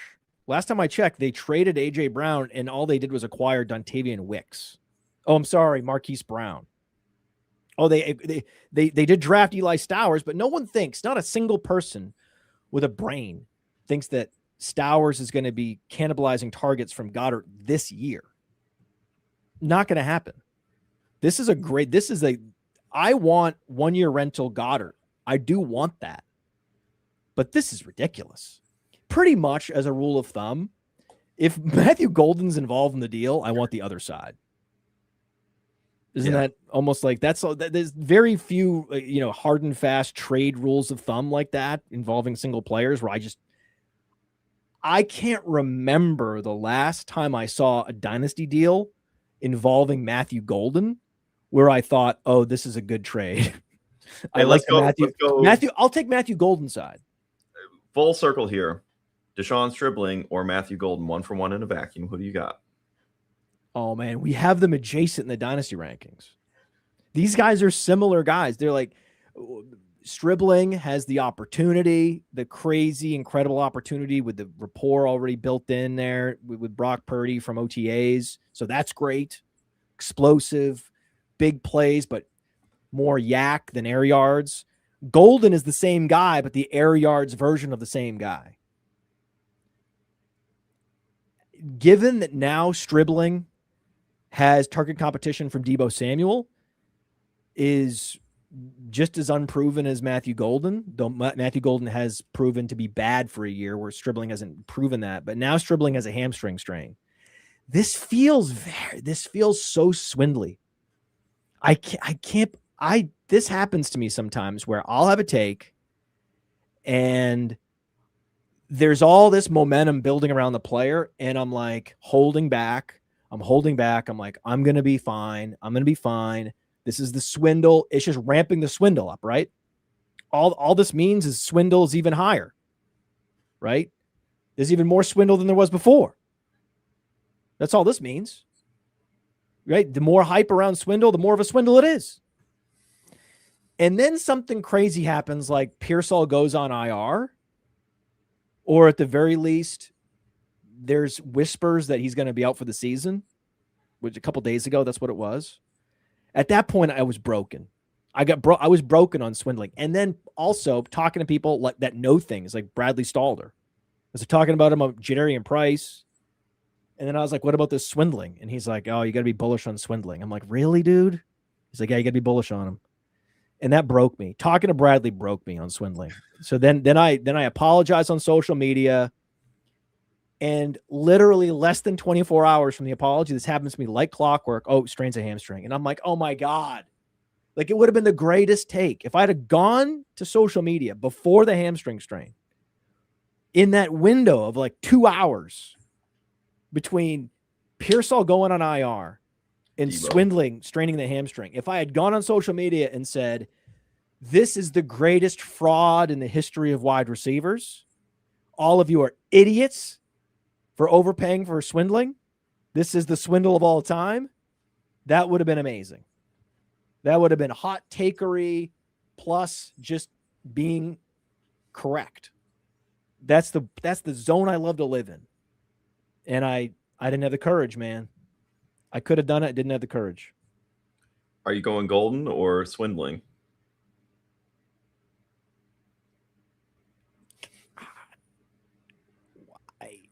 I am going. God, I can't believe I'm doing this. I can't believe it. I'm going golden. I'm going draft capital. I hate being draft capital guy. There's nothing more annoying in your league than draft capital guy. Raise your hand, put it in the comments, put it in the chat, put it down, like the show if you're watching. But please put it in the comments. Do you hate draft capital guy? Because, for all of us that have lived through all these great sleepers, remember Stephon Diggs, 5th round pick? And remember the receivers that were drafted in the 1st round that year? Aaron Jones. Oh, gross. I was hit on the head for years with these people that were bullish on Laquan Treadwell and Corey Coleman and Josh Doxson and all these players. And then I was so happy just to wave the flag with guys like Stephon Diggs. Oh my God. Now lately, NFL teams are falling for the banana in the tailpipe less, right? You've noticed the hit rate on first rounders has been better the last 5 years or so. Have you noticed that? Well, even with Quentin Johnson, we feel like the light is still being left on for him, and it's not like a Jalen Reagor situation yet. No, if a guy's putting up 800 yards back to back, and that's you're getting a solid return on your investment in the latest picks of the 1st round, right? And also Matthew Golden was not like a top 10 pick. 10 years ago, Matthew Golden could have been top 10 pick, right? Remember Tavon Austin? I would say Ricky Pearsall is just a matter of circumstance. He's just had a electric substation bad run out. We know he's talented. Or there are a handful of teams that are not learning.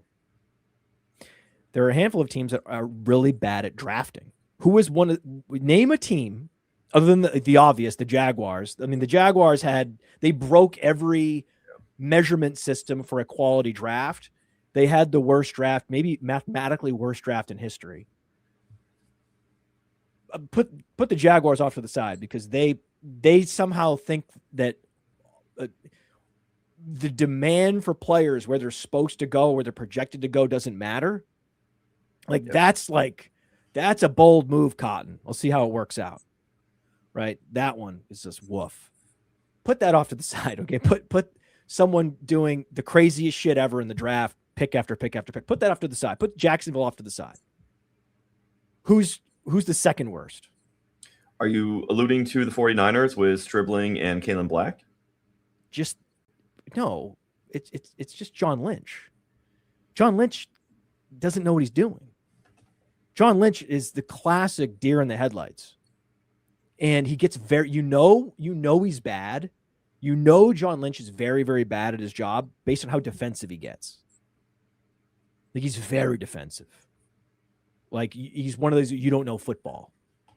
Like, he would be fired at ESPN because he was belittling Peter Shanky for not knowing or playing football. Like, that's what would happen with him. That's what he's terrible, awful. And Pearsall, if we go back in the time machine, he was a reach. Yes. Everybody knew he was a reach because he didn't do anything at Florida. Stribling's never done anything. There's no 1,000-yard seasons on that resume. Yeah. That's classic John Lynch. So, there are going to be exceptions.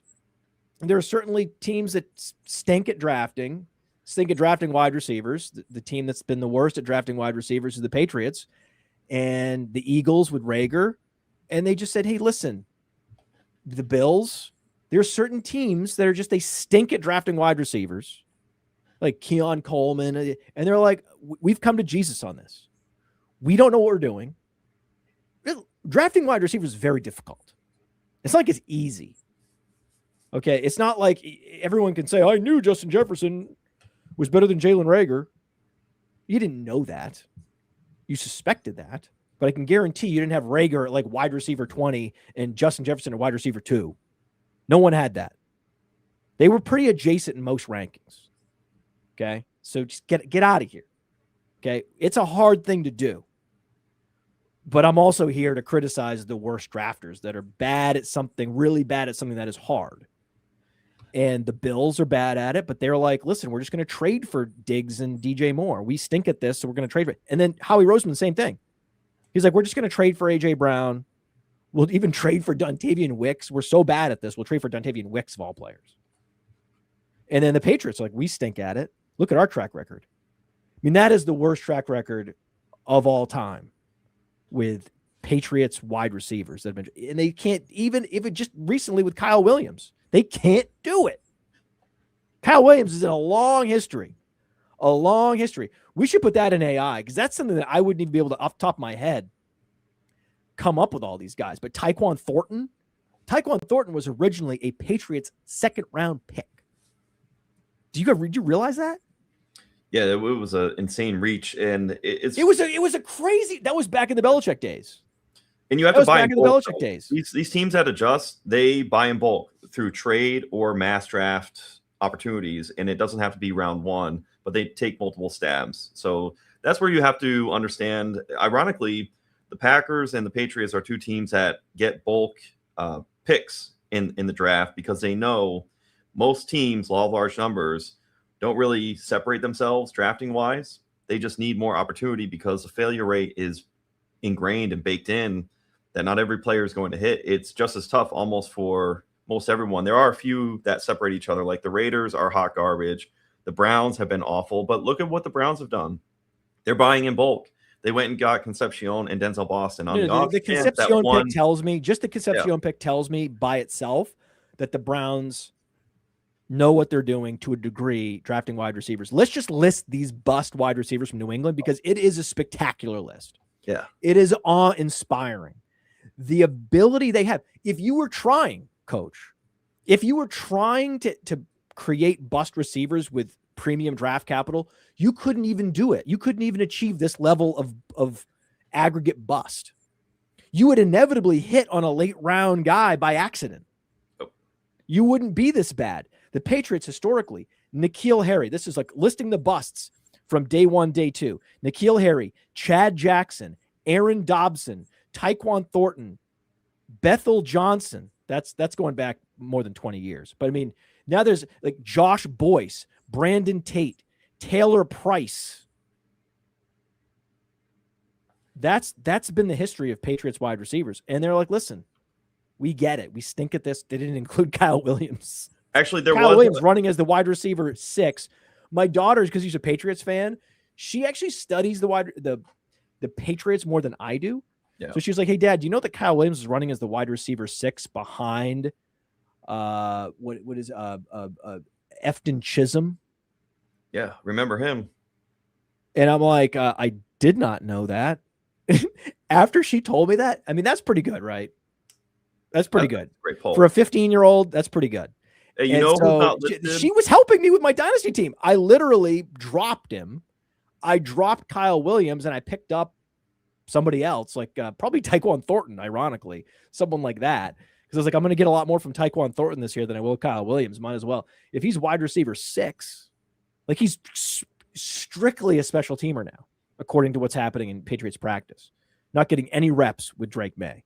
I'm like, oh my God. This guy had like long touchdowns as a rookie. And they're like, listen, AJ Brown's here. Romeo Doubs is here. It's not going to happen. I think there's a chance Booty outproduces Doubs. Booty's rising in our rankings. He's only 23 years old.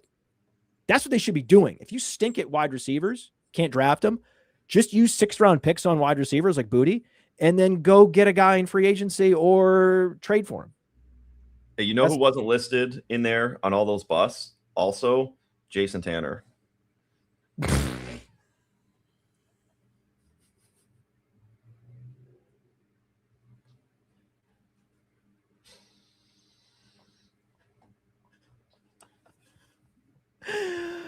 Oh, man.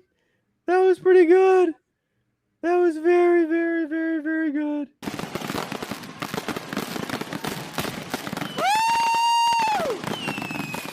Oh, Jason. You know what? You know what we haven't done yet? We haven't talked about the NFFC. The NFFC is sponsoring Player Profiler. They're a high stakes. They're just awesome high stakes. We have a lot of guys like Dan Williamson. Let people know. Fantasy Empire is coming back. So Dan not only does the Dominator podcast, but he also does the Fantasy Empire with Chris Vaccaro, with Nelson Souza. It's an incredible program. And so and they're going to be live drafting, and there's already been on the channel a few of these NFFC live drafts, different formats. Let's just listen a little bit more about what this platform is all about. The NFFC, my favorite high stakes fantasy platform. Why? 3rd round reversal, Kentucky Derby draft slot allocation. So it's a lottery based system where you can put in your preference where you want to draft. It's full PPR. There's 3 receivers. It's the best place to play fantasy football, especially for high stakes. And now they've combined with the FFWC, they have a lot more contests to offer. In fact, they have the Double Crown bonus where you can join the NFFC Primetime. And if you win that, $300,000. You can also join the Circa World Championship, and that's $200,000. You win both, you win $1 million. So go to playnffc.com/profiler and check the show description for a number of promo codes you can use. First time 100 to get $100 when you sign up, but also every time you sign up for a new contest, we give you codes to use to get discounts on those entry fees as well. Thank you to the NFFC. They make our podcast network what it is.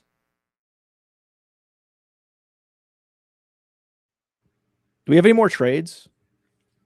I think we ran the gamut. Did we really? Are we done? We can't be done. No. We promised trades involving Marvin Harrison Jr. That's right. Didn't we? Yeah, and we diverted somehow. I don't know how that happened, but I thought we were promising Marvin Harrison Jr. trades because Marvin Harrison Jr. has looked terrible. He's been falling down, dropping passes, and everyone says, oh, well, this was back in my day, Jamar Chase was faded because he was dropping passes in Bengals camp. That was like one practice. And I don't remember anyone fading Jamar Chase. Like, I'm going to draft Jalen Waddle over Jamar Chase because of drops. That's not a thing that happened, okay? And he wasn't falling down.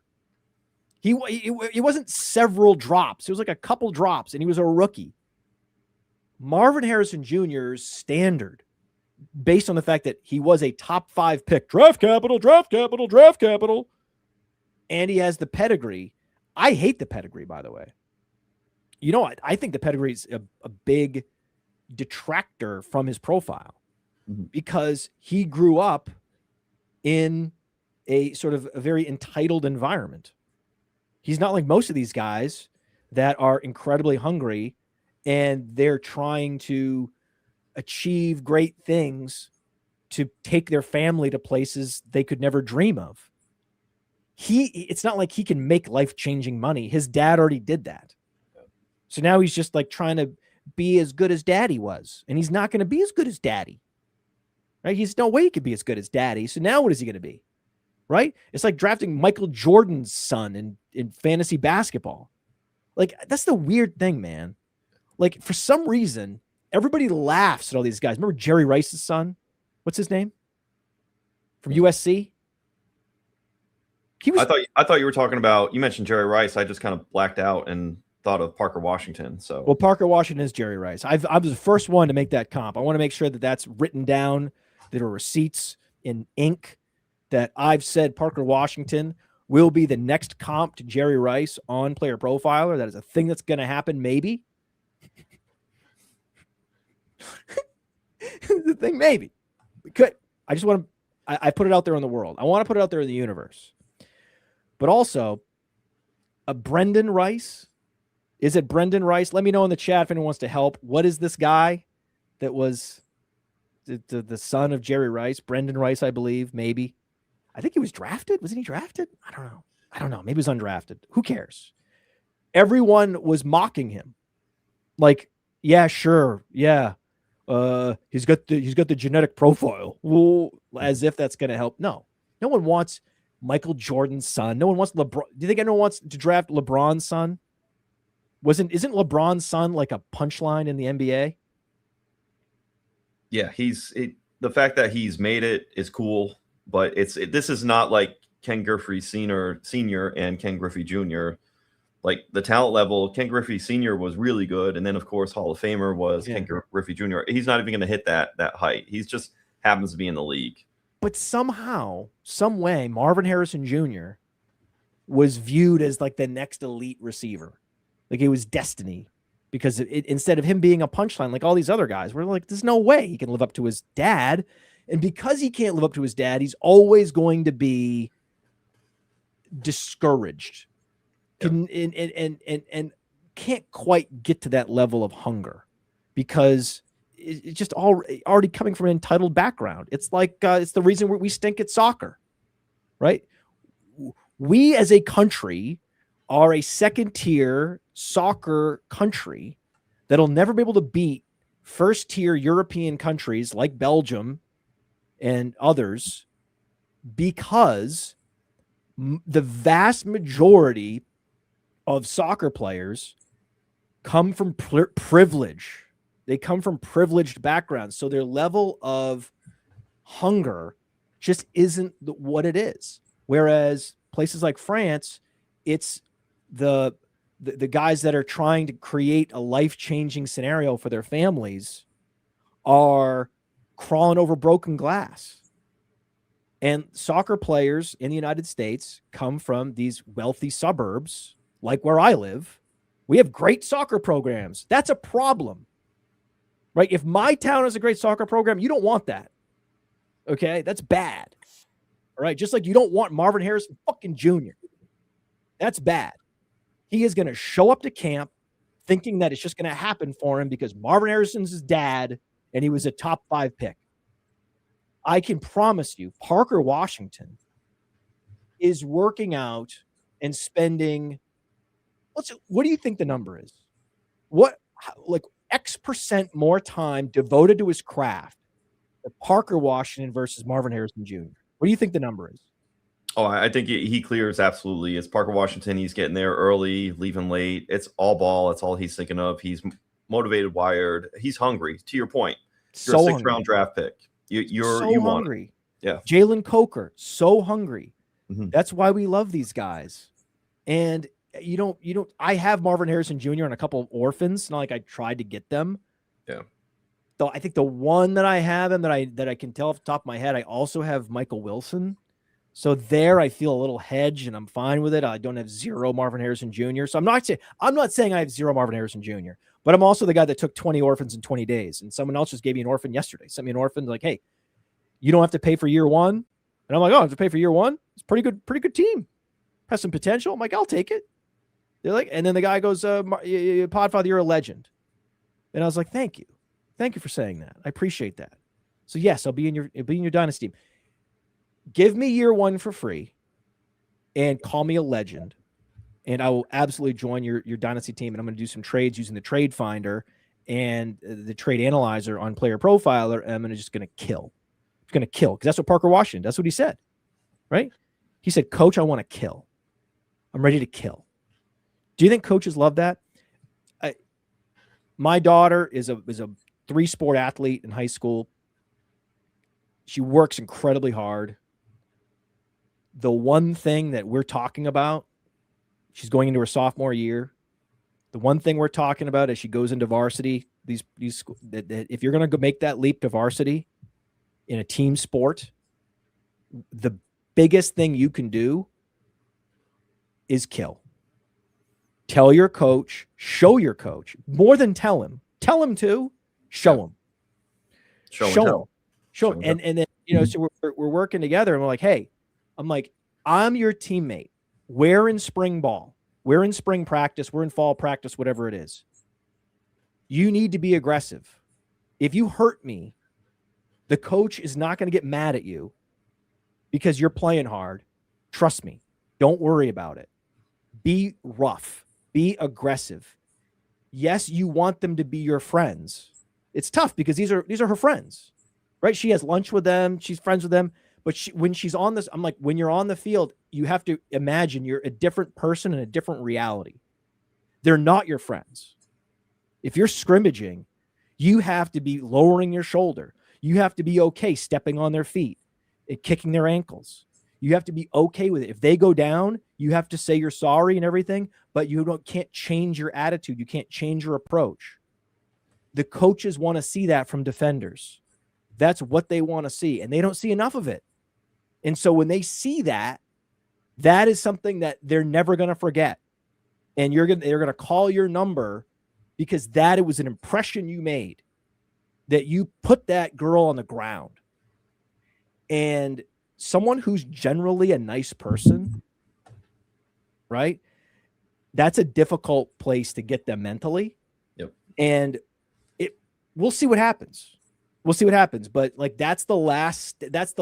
It's like one of those things where some youths, they have that at the beginning, and then it's just a question of teaching them the footwork and the technical skills. In some ways, and let us know in the chat, let us know in the comments what you think. What's easier? The easier transition to start with that dog and then train them to be technical, or start with the technician and add the dog? I actually think it's harder to add the dog. It's a very difficult thing to teach. Whereas the technical ability, the dog can be trained to be technical. It's a tricky thing, but it is the next level. It's that next level of breaking through that barrier where, especially because in training camp, you're just going up against your friends. You're going up against people you respect. It's not like this is not an opponent. This is someone you have lunch with every day. And there's just something about some people are wired to just not care and then put their arm around them after the game is over. And, some people, they just rely, thankfully, you can get so good technically that you don't need to even ever foul. And those people are amazing. Right. And so that's another track where you can just be so good technically that you don't need to worry about necessarily taking it to the ends of the earth to be physical. So it's an interesting thing with youth sports and how you're, because a lot of what we talk about is the mental approach. Yep. And you let practice and coaches, help the kid with all the technical stuff. And then I'm here more for the mental. So that's so here we get a trade here. We got a trade here involving Marvin Harrison Jr., who, because dad was not there, right? we know that's the other paradox. That's another reason why Brendan Rice was never going to be anything. Because Jerry was working on his craft. Jerry wasn't going to practice and having these talks with him. Jerry was putting himself in another universe, locking himself away from the world to run up and down the field with a parachute behind his back. That was what he decided to do.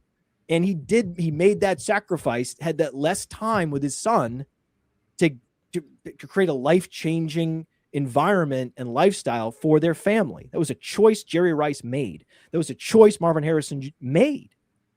And so you can't be surprised when Marvin Harrison Jr. gets to the NFL and he's being outworked by Parker Washington I think Parker Washington probably works on his strength and conditioning and his craft 5x more than Marvin Harrison Jr. That's my projection. I think 5x.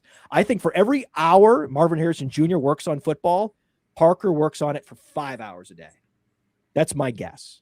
What do you think yours is? Yeah, I'm with you there. I think it attributed it to like what you do, like with setting up that yard today. You were willing to do that. You were willing to put in that work. So it's that mentality that separates people who have success and people who don't. So you got the tent up, you got the grass cut, you got that one leaf in the corner. You had that dog mentality. So I see it in somebody like Parker Washington. I see it in you. I can't believe it. I'm so honored because you know the transitive property, right? If Jerry Rice is Parker Washington and I'm Parker Washington, what does that mean? I'm Jerry Rice. Yes. I'm the Jerry Rice of setting up pool parties for the youth. Wow, that feels good. I feel really good about it. Thank you. Thank you, Coach. Wow, that's a real feel-good situation. It's an honor. Marvin Harrison Jr. has been involved in trades. And we know that because we have the trade finder that looks up all trades on Sleeper. And you can sort by all the different settings of your league. You can look for, single quarterback, super flex, tight end premium, all these things. We're just pulling up all of them. Yeah. And the format is right here on the left. This is on Player Profile. This is part of Dynasty Deluxe. And someone just stole Justin Jefferson. Yep. I mean, siren alert, right? Call the police. Talk about Justin Jefferson at value. You want the Justin Jefferson side. You want the Justin Jefferson side. Well, hell yeah, you want the Justin Jefferson side in this one. My goodness. And that 27-second is even worse because it's a one quarterback format. So it's even more diluted. Mm-hmm.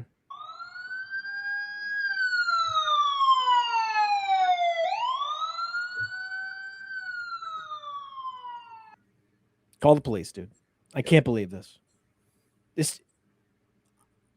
You're hoping and praying that Jordan Addison can have a career year. Mm-hmm. Somehow, even though Kyler Murray loves to lock onto his first read. So it's going to be tricky, man.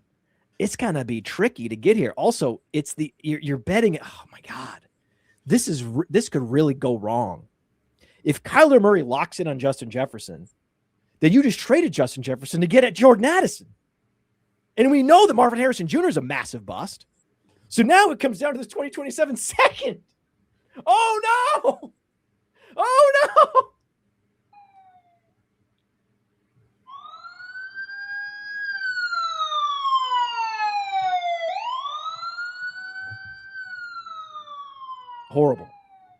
Horrible trade.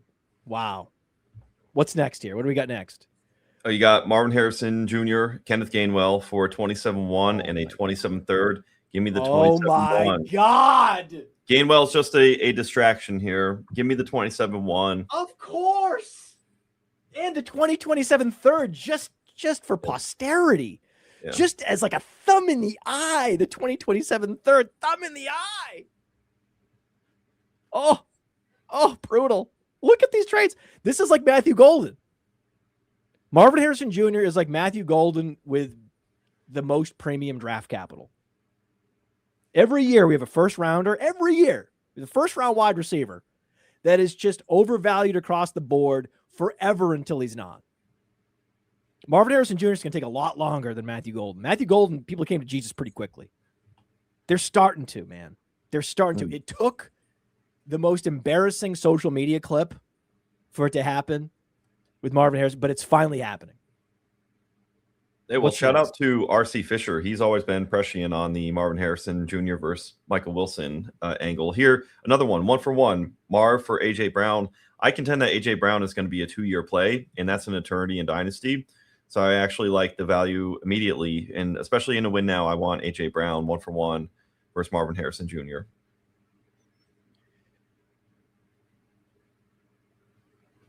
Highly publicized drops by Marvin Harrison Jr.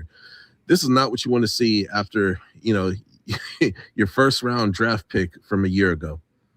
A guy who still has banana fingers. You don't not want to see this. But what I would say is everybody don't write him off just yet. If he's still doing this in a year, okay, it's time to start. It's not 1. It's not 2. It's not 3. It's not 4. It's not 5. It's like all these. It's a lot. It's a lot of drops. Justin Jefferson won't have that many drops in his career in practice. That's the thing. It's like, this isn't 1 or 2. This isn't like rookie year getting acclimated to the spin and the shape and the color of the ball like Jamar Chase did. This is, I've been in the league a while. I've caught how many jugs balls do you think Parker Washington's caught the last couple of years? Infinitely more. Probably like, I would say 10,000. Let's say that Parker Washington's caught 10,000 jugs balls. Do you think that Marvin Harrison Jr. stays after to catch a single jugs ball? Not like that. The thing about Marvin Harrison Jr., it's the mental, the psyche. He's a momentum person. You can tell when he has some success, he starts to have a domino effect. But the problem is it's inverse the other way. When he starts to struggle, it compounds for him. So if he starts on any type of a streak, the path for him is to build some early wins and some momentum, and he has to work on the mental game. It really is. Part of that dog mentality is having the right mentality. And I'm convinced he was going to do well last year when he played in his father's dome with the Colts, against the Colts last year, but then he hit his head. And then, of course, Michael Wilson just ascended. So it's tough sledding because it's so much on the opposite of the mental angle for Marvin Harrison Jr. It's very interesting. I really think he's one of those players. This guy Silence 319 says, this is a typical conversation, yawn. Talking bad about MHJ. Talking bad?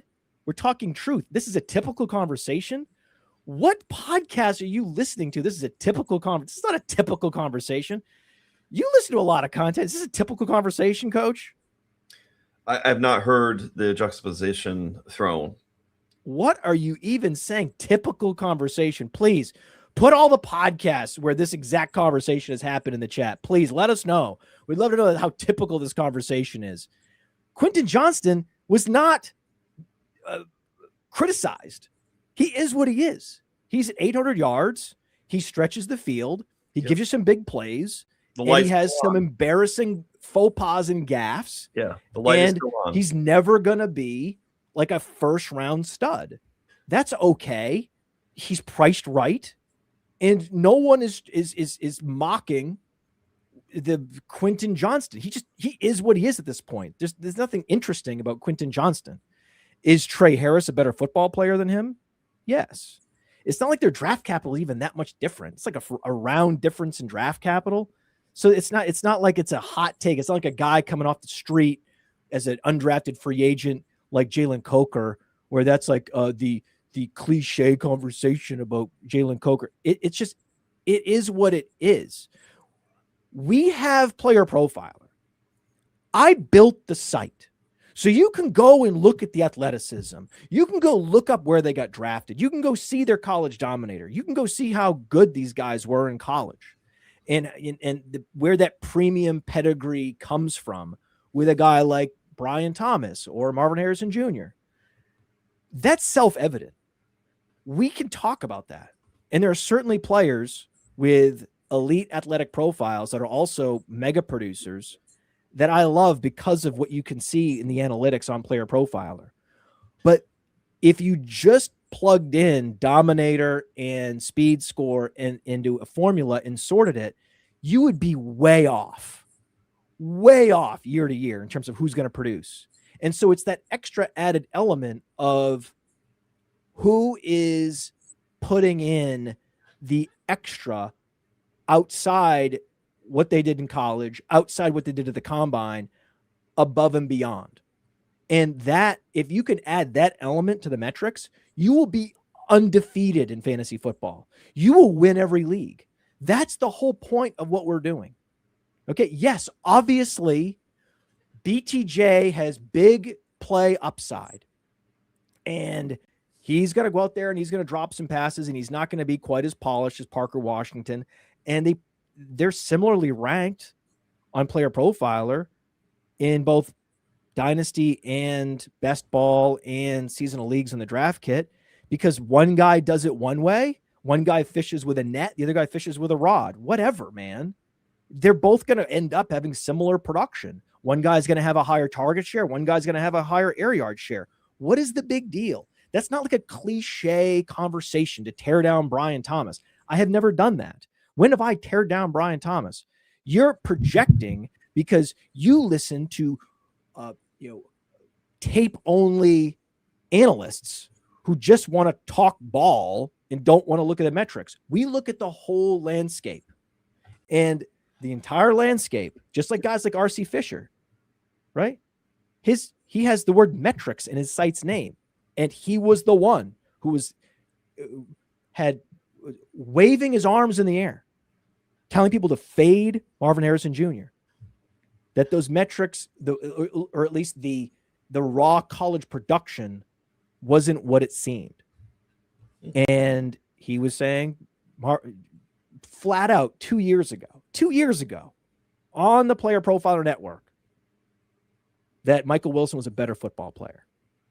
And now you're seeing the juxtaposition of these videos coming out, telling you what we were telling you 2 years ago. So you can either consume it and enjoy it because you're beating your, not because it's fun to listen to, but because it's fun to win. It's fun to beat your league mates. It's fun to crush them by getting all the Michael Wilson and not having any Marvin Harrison Jr. And then you can look right. You can be the guy. What we want to do with all these tools, especially with Dynasty Deluxe, we want you to be able to be the guy. When your league mates go and keyword search for Cyrus Allen, he's already on your roster.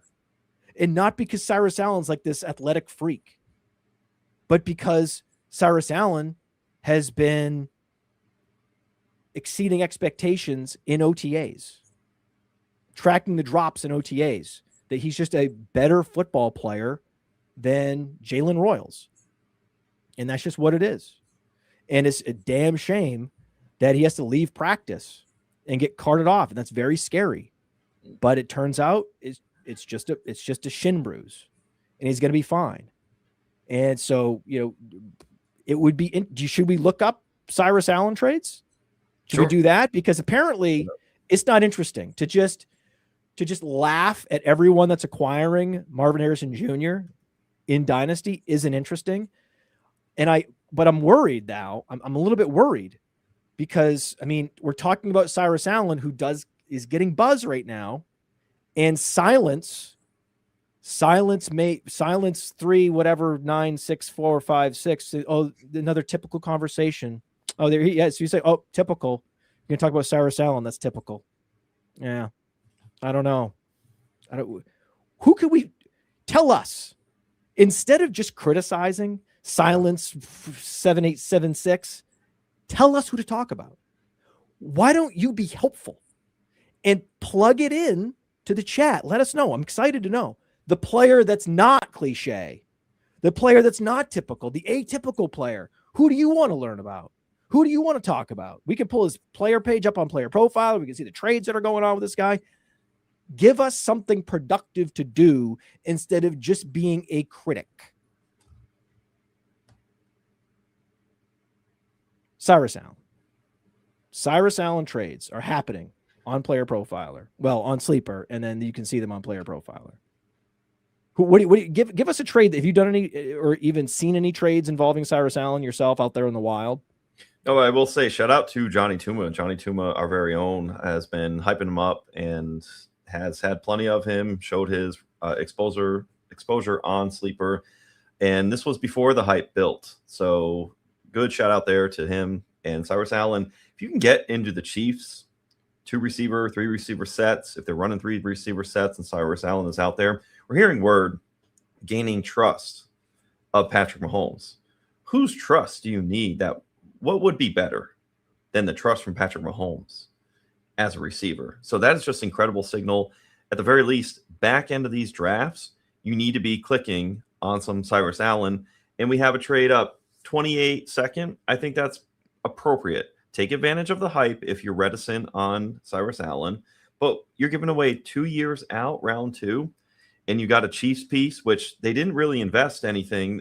We didn't get a Carnell Tate from the Chiefs. We didn't get a Jordan Tyson to the Chiefs. They didn't heavily invest. You have another year-old Travis Kelce. And then, of course, you see the videos out there on Rashee Rice, which I think provides a buying opportunity for all of us. But Patrick Mahomes, if you're in the room with him, just by virtue, you want to be clicking and having some Cyrus Allen. Yeah. He's been the number one story of Chiefs camp, and he's building trust with Patrick Mahomes. And Rashee Rice's long-term production is fragile. Xavier Worthy is fragile. He was recently carted off with shoulder injury. So we're going to see what that means. That's sadly a common story that we see, where guy has great potential, like Ricky Pearsall, great potential, was overdrafted, certainly. Overdrafted. Just anytime a guy breaks the 40-time record, he's overdrafted. You could set your watch by it. I mean, you can go all the way back to Darius Hayward-Bay.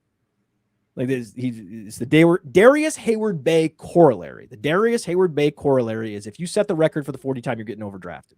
John Ross, too? Everybody. Yeah. Everybody. Matthew Golden, I don't think he broke the record, but he was very fast. It's a tale as old as time, right? And guys like Cyrus Allen, they are underrated. Tale as old as time. So that's just what it is. And sometimes a guy like either Pearsall or Worthy, they get these injuries and it prevents them from building that rapport and the trust and just getting the reps in to become a technician. They're not afforded that opportunity because of the injury, and then it's over, right? And then their career is over, right? So, and that's it. I mean, Cyrus Allen's actually super agile and explosive. He just didn't have the 40 time, and not having the 40 time, having that speed score way down there, like 15th percentile, that sent him into the 5th round. You could argue unfairly, right? Because he had a 64th percentile college dominator. Well, this is a callback to everything you were saying about these teams and wide receivers. They're taking shots on 5th round guys. They're taking shots on 6th round players, and you don't necessarily throw it away. Who but the Kansas City Chiefs are you not interested, especially with Eric Bieniemy coming back at the helm? So I like a lot of these deals. That one is interesting. Cyrus Allen straight up for Ricky Pearsall. I'd be curious, are you buying the discount on Pearsall at that point? I mean, what is that? When was that? Look at the date on it. Yeah. That was July 30th. So that was before he went to IR. That was when at that point, there was news that his PCL was sore and that the gamble that they took, I did not realize the type of gamble. Dude, the 49ers, their inability to keep their players healthy and make wise rehabilitation decisions, it makes me worried about even George Kittle. Like, if you go to the 49ers, you are not in good hands. Like, that is a scary place to be. And they have Kittle and McCaffrey, two of the most injury-prone players at their positions. Wow. Like, that is the risk factor is so huge. Because can you believe that? Their team doctors gave him the advice to just let it rest and heal on its own? What are you doing in today's environment of medical technology? That's what you're going to do with your PCL? What? Like, I was stunned to hear that. Stunned. Typical 49ers, though. I mean, that's the thing. If you're a 49ers fan, Billy's a 49ers fan, and he knows. He's just like, yeah, but management's so bad. Like they have the one of the worst GMs in the worst medical room. So it's like, if you don't have that, like that's the thing. Howie Roseman has invested in all those areas. The best programs, the best teams, they invest in all those areas to have top of the food chain analytics department, top of the food chain nutritionists, top of the food chain physical therapists. And clearly the 49ers don't. Yeah. Clearly. And it's interesting. Look at this trade. Ja'Cory Krosky-Merritt for Cyrus Allen in a 2028 third. Who you got there? I think that's absolutely a fair trade. If you believe in Ja'Cory Krosky-Merritt to have the stranglehold of the between the gaps and in the red zone role, I think there's a lot to be had for Ja'Cory Krosky-Merritt. You're just selling a lot on the hype, though, on the wish casting. It's a lot to project. I can go either way on this. Oh, and there it is. That sure it's very enough. So it is. It's razor thin. It's razor right on thin. Even. It's an even trade. Yeah. So we have the analyze button next to every trade. It's an unbelievable tool. And what it is that 2028 third is a currency that's only going to gain value. So I think that's where it is. It's that Ja'Cory Krosky-Merritt's probably nothing. Like Bill is probably a zero longer term in a couple of years. It's just going to be, he's going to be a waiver wire running back. Like he screams waiver wire running back. Like, hey, he flashed as a rookie and then nothing. And then Cyrus Allen, maybe not, right? We'll see what happens with him. Probably in a couple of years, odds are Cyrus Allen will also be nothing. I want him to be. I'm excited for him to be, but things have to break his way, and they are. He didn't have a catastrophic leg injury, thank God. Meanwhile, Xavier Worthy's out. So the opportunity is still there. Give me the Cyrus Allen side there. Absolutely. So yeah, most of these deals, I'm going to be on the Cyrus Allen side just because I love that you have guys that are super fragile and probably are going to have just wayward lost careers like Xavier Worthy. And then you also have guys that are aging out of the system, like Travis Kelce. And then you also have super high risk off the field players like Rashee Rice. So it is one of those things where he could be Sky Moore 2.0, or he could be like,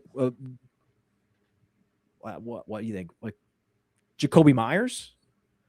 He could be like a Jacoby Myers type. I think that carve something out. Yeah, I think that normally, plus I get this third round currency, 2028 third rounder as currency.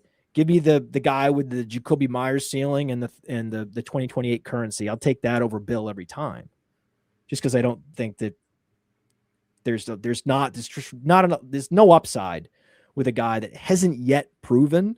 Like, look how quickly Jadarian Price proved he can be a pass catcher without having the college resume to back it up. We're still waiting, right? We're still waiting on Krosky-Merritt, and it's probably not going to happen at this point. So, yeah, I mean, if it was the other way around, right? If it was the other way around, the people that are calling him Sky Moore 2.0, if the third rounder were on the other side, then give me the other side. The hard currency, it's ironic. It's not a player, right? It's unknown. It's just a ticket for a future player. But that is the hardest of currency when we're talking about fringe assets. We're talking about unproven players. Yeah. You would actually prefer the future pick as hard currency, whereas the two fringe players, they're very speculative. They're very much like an IOU. You could say it's like a banana in a tailpipe, right? And then the third really is what stands out. You can cross them both out. Ja'Cory Krosky, them both out. You're back. Yeah. You're back. You're back with the nonsense analogies. Yeah. It feels good, right? Good. It feels good to be just confusing people. Mm-hmm. Right? It's got to be a feel-good moment for you. This has been a great show. We've been at it for a long time. I feel like I promised one more. What was the one I've lost my way a little bit? Somebody did ask about Chris Brazell. Yes, that's it. That's the one. I knew it. Thank you. God, I love you. I love you. You absolutely were thinking exactly what I was thinking, where I was like, I knew there was a trade that we wanted to look at, Well, on the trade finder. Here's one and where someone in the chat reminded me to show that trade. And then there it is. But that was like so long ago. We're talking about like an hour ago. And we have these people that are still criticizing, like, oh, it's the same old nonsense. Look at silence. Same old nonsense. He has not given us a single player to talk about. He has not given us a single topic that would not be cliche, according to him. Right? These hipster know-it-alls that think because they listen to 17 podcasts that and nothing is original anymore. Well, that's fine. That's fine. I want you to be in the community. And because you're so knowledgeable and you've consumed so much information from all angles, you would be able to find that little crevice, that little crease, that little one player that's under discussed and put it out there. And we'll talk about him, right? Or a trade that no one's found yet. That on some other platform, right? Like Flea Flicker or something. And put it in there. And then we'll chat it up. And we'll be very interesting. We'll be the most interesting, the edgiest, the most cutting edge topics no one's covering. That would be great, Silence, if you could do that for us. You would make the show better. But no, you just want to be negative. And you just want to be hyper hipster critical and help nobody. On to the next one. Chris Brazell. Exactly. Yeah. Oh, I love the chat. The chat is with me. They're asking him, who's the player, Silence? Name the player to talk about. Who's under discussed? That would be interesting. Oh, you can't think of him. Oh, I love Jared Dean, and many are in the chat. Oh, JP's in the chat. They're on. We're done here. We're done here, Coach. They're taking care of it. I love it when you let you. They will take care of it. What is the movie? Oh, there's a movie where it's Between the Brothers, Kay. It's Between the Brothers. Right? It was Between the Brothers, Kay. That's where she was like, why, Michael? Why? How did you couldn't find another way? Godfather Part 2. Yep. Right? And he was like, it was Between the Brothers, Kay. They'll take care of it. We don't need to do anything. It was Between the Brothers. I didn't do anything. I didn't tell him to kill himself. Right? Spoiler alert. Hey, you've had 50 years. Right? Years. Yeah. It was Between the Brothers, Kay. I love that. It's in the chat. It's Between the Brothers in the chat. They'll take care of it. It's like a self-policing, self-healing community. They will take care of it. Because guess who's silent now? Guess who's silent now? Love it. Love it. Goodbye. Hello, Chris Brazell, for a third rounder. What are we doing? What are you doing? We don't know who this is. This is not a member of the audience. This is from the Trade Finder. August 1st, yesterday. God, what day is it? Yesterday. Yes. Chris Brazell was traded for a third rounder. Who has given up a third round pick in 2027 for Chris Brazell? What a joke. Yeah, give me that third. Pick liquidity. In the Ja'Cory Cross-Game era and the Cyrus Allen trade where you talked up that third round pick, same principle applies here. You want that third, and you can do so much with it. It's only going to gain value between now and then. And then you're trying to pause it and say, okay, re-roll the rookie season for Brazell and treat Brazell like he's a 27 rookie next year. Do you put him in there in the pocket of round 3?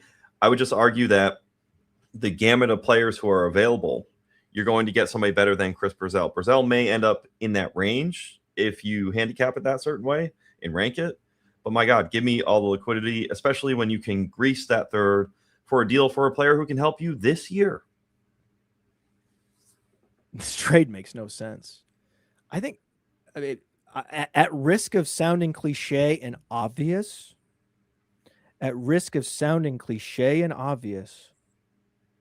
Chris Brazell's a 0. Oh, Yeah. Well, here's the thing. He's best comparable to Robbie Anderson. That was his ceiling. Okay. He's a day 2 pick, so he gets the benefit of the doubt of getting more of a ceiling comp because of that. Robbie Anderson wasn't a day 2 pick. I don't even know if Robbie Anderson was drafted. Was he drafted? Do we know if Robbie Anderson was drafted? Yeah, I can remember him. What was it? Him and Quincy Enunwa? Oh, he was undrafted. Yeah, great call. Yes. Golly. How do I do it? I don't know. But listen, I'm sure Silence is listening to shows where they also know off the top of their head that chosen Robbie Anderson was not drafted. Of course. It's cliche. Why would you even talk about it? It's boring. It's typical. Oh, so boring. Such boring topics to discuss here. Chris Brazell was always a bust. He was never going to be anything. Like it's a classic player who underperformed his athleticism. That is a red flag. It's like with wide receivers, sometimes athleticism is bad because if you're underperforming your athleticism, what do you think is going to happen in the NFL? Right? It's not going to happen, man. Like you just mediocre, mid-level production metrics at Tennessee. He's not even 200 pounds, so he's super svelte. He can get pushed around very easily at the line of scrimmage.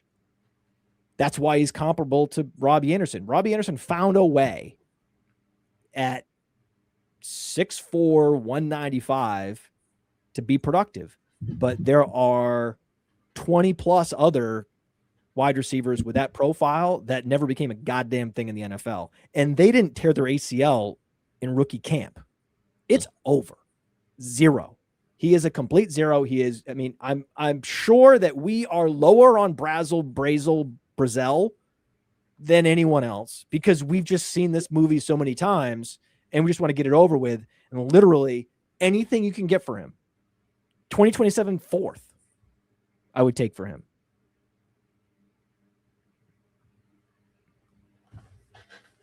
You agree? Yes. I give you a 2027 4th. You're doing it. Yeah, it's the liquidity. It's the exercise.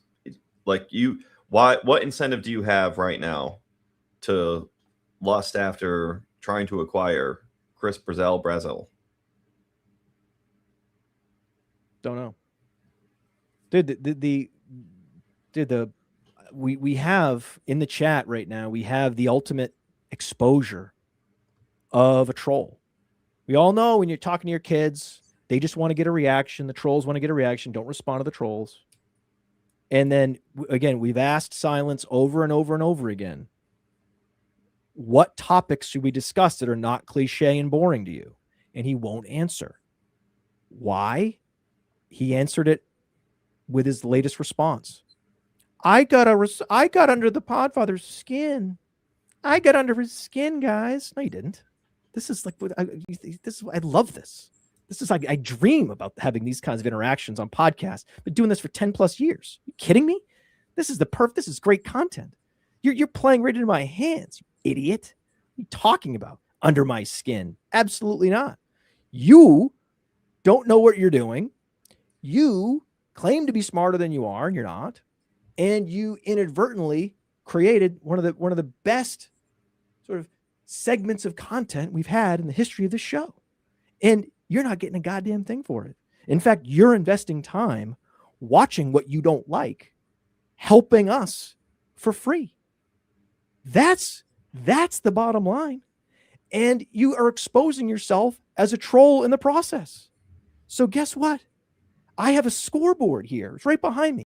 The scoreboard here is Podfather 1, Silent 0. You know, it's important to me that all of our media be free, but it is you, the premium subscriber, with access to data analysis, the rankings, Dynasty Deluxe, DFS Dominator, the world-famous draft kit. You get that content and you make all of this possible. The free podcasts, articles, NFL draft content. So I must give a special thanks to all of our premium subscribers. You make all of this possible.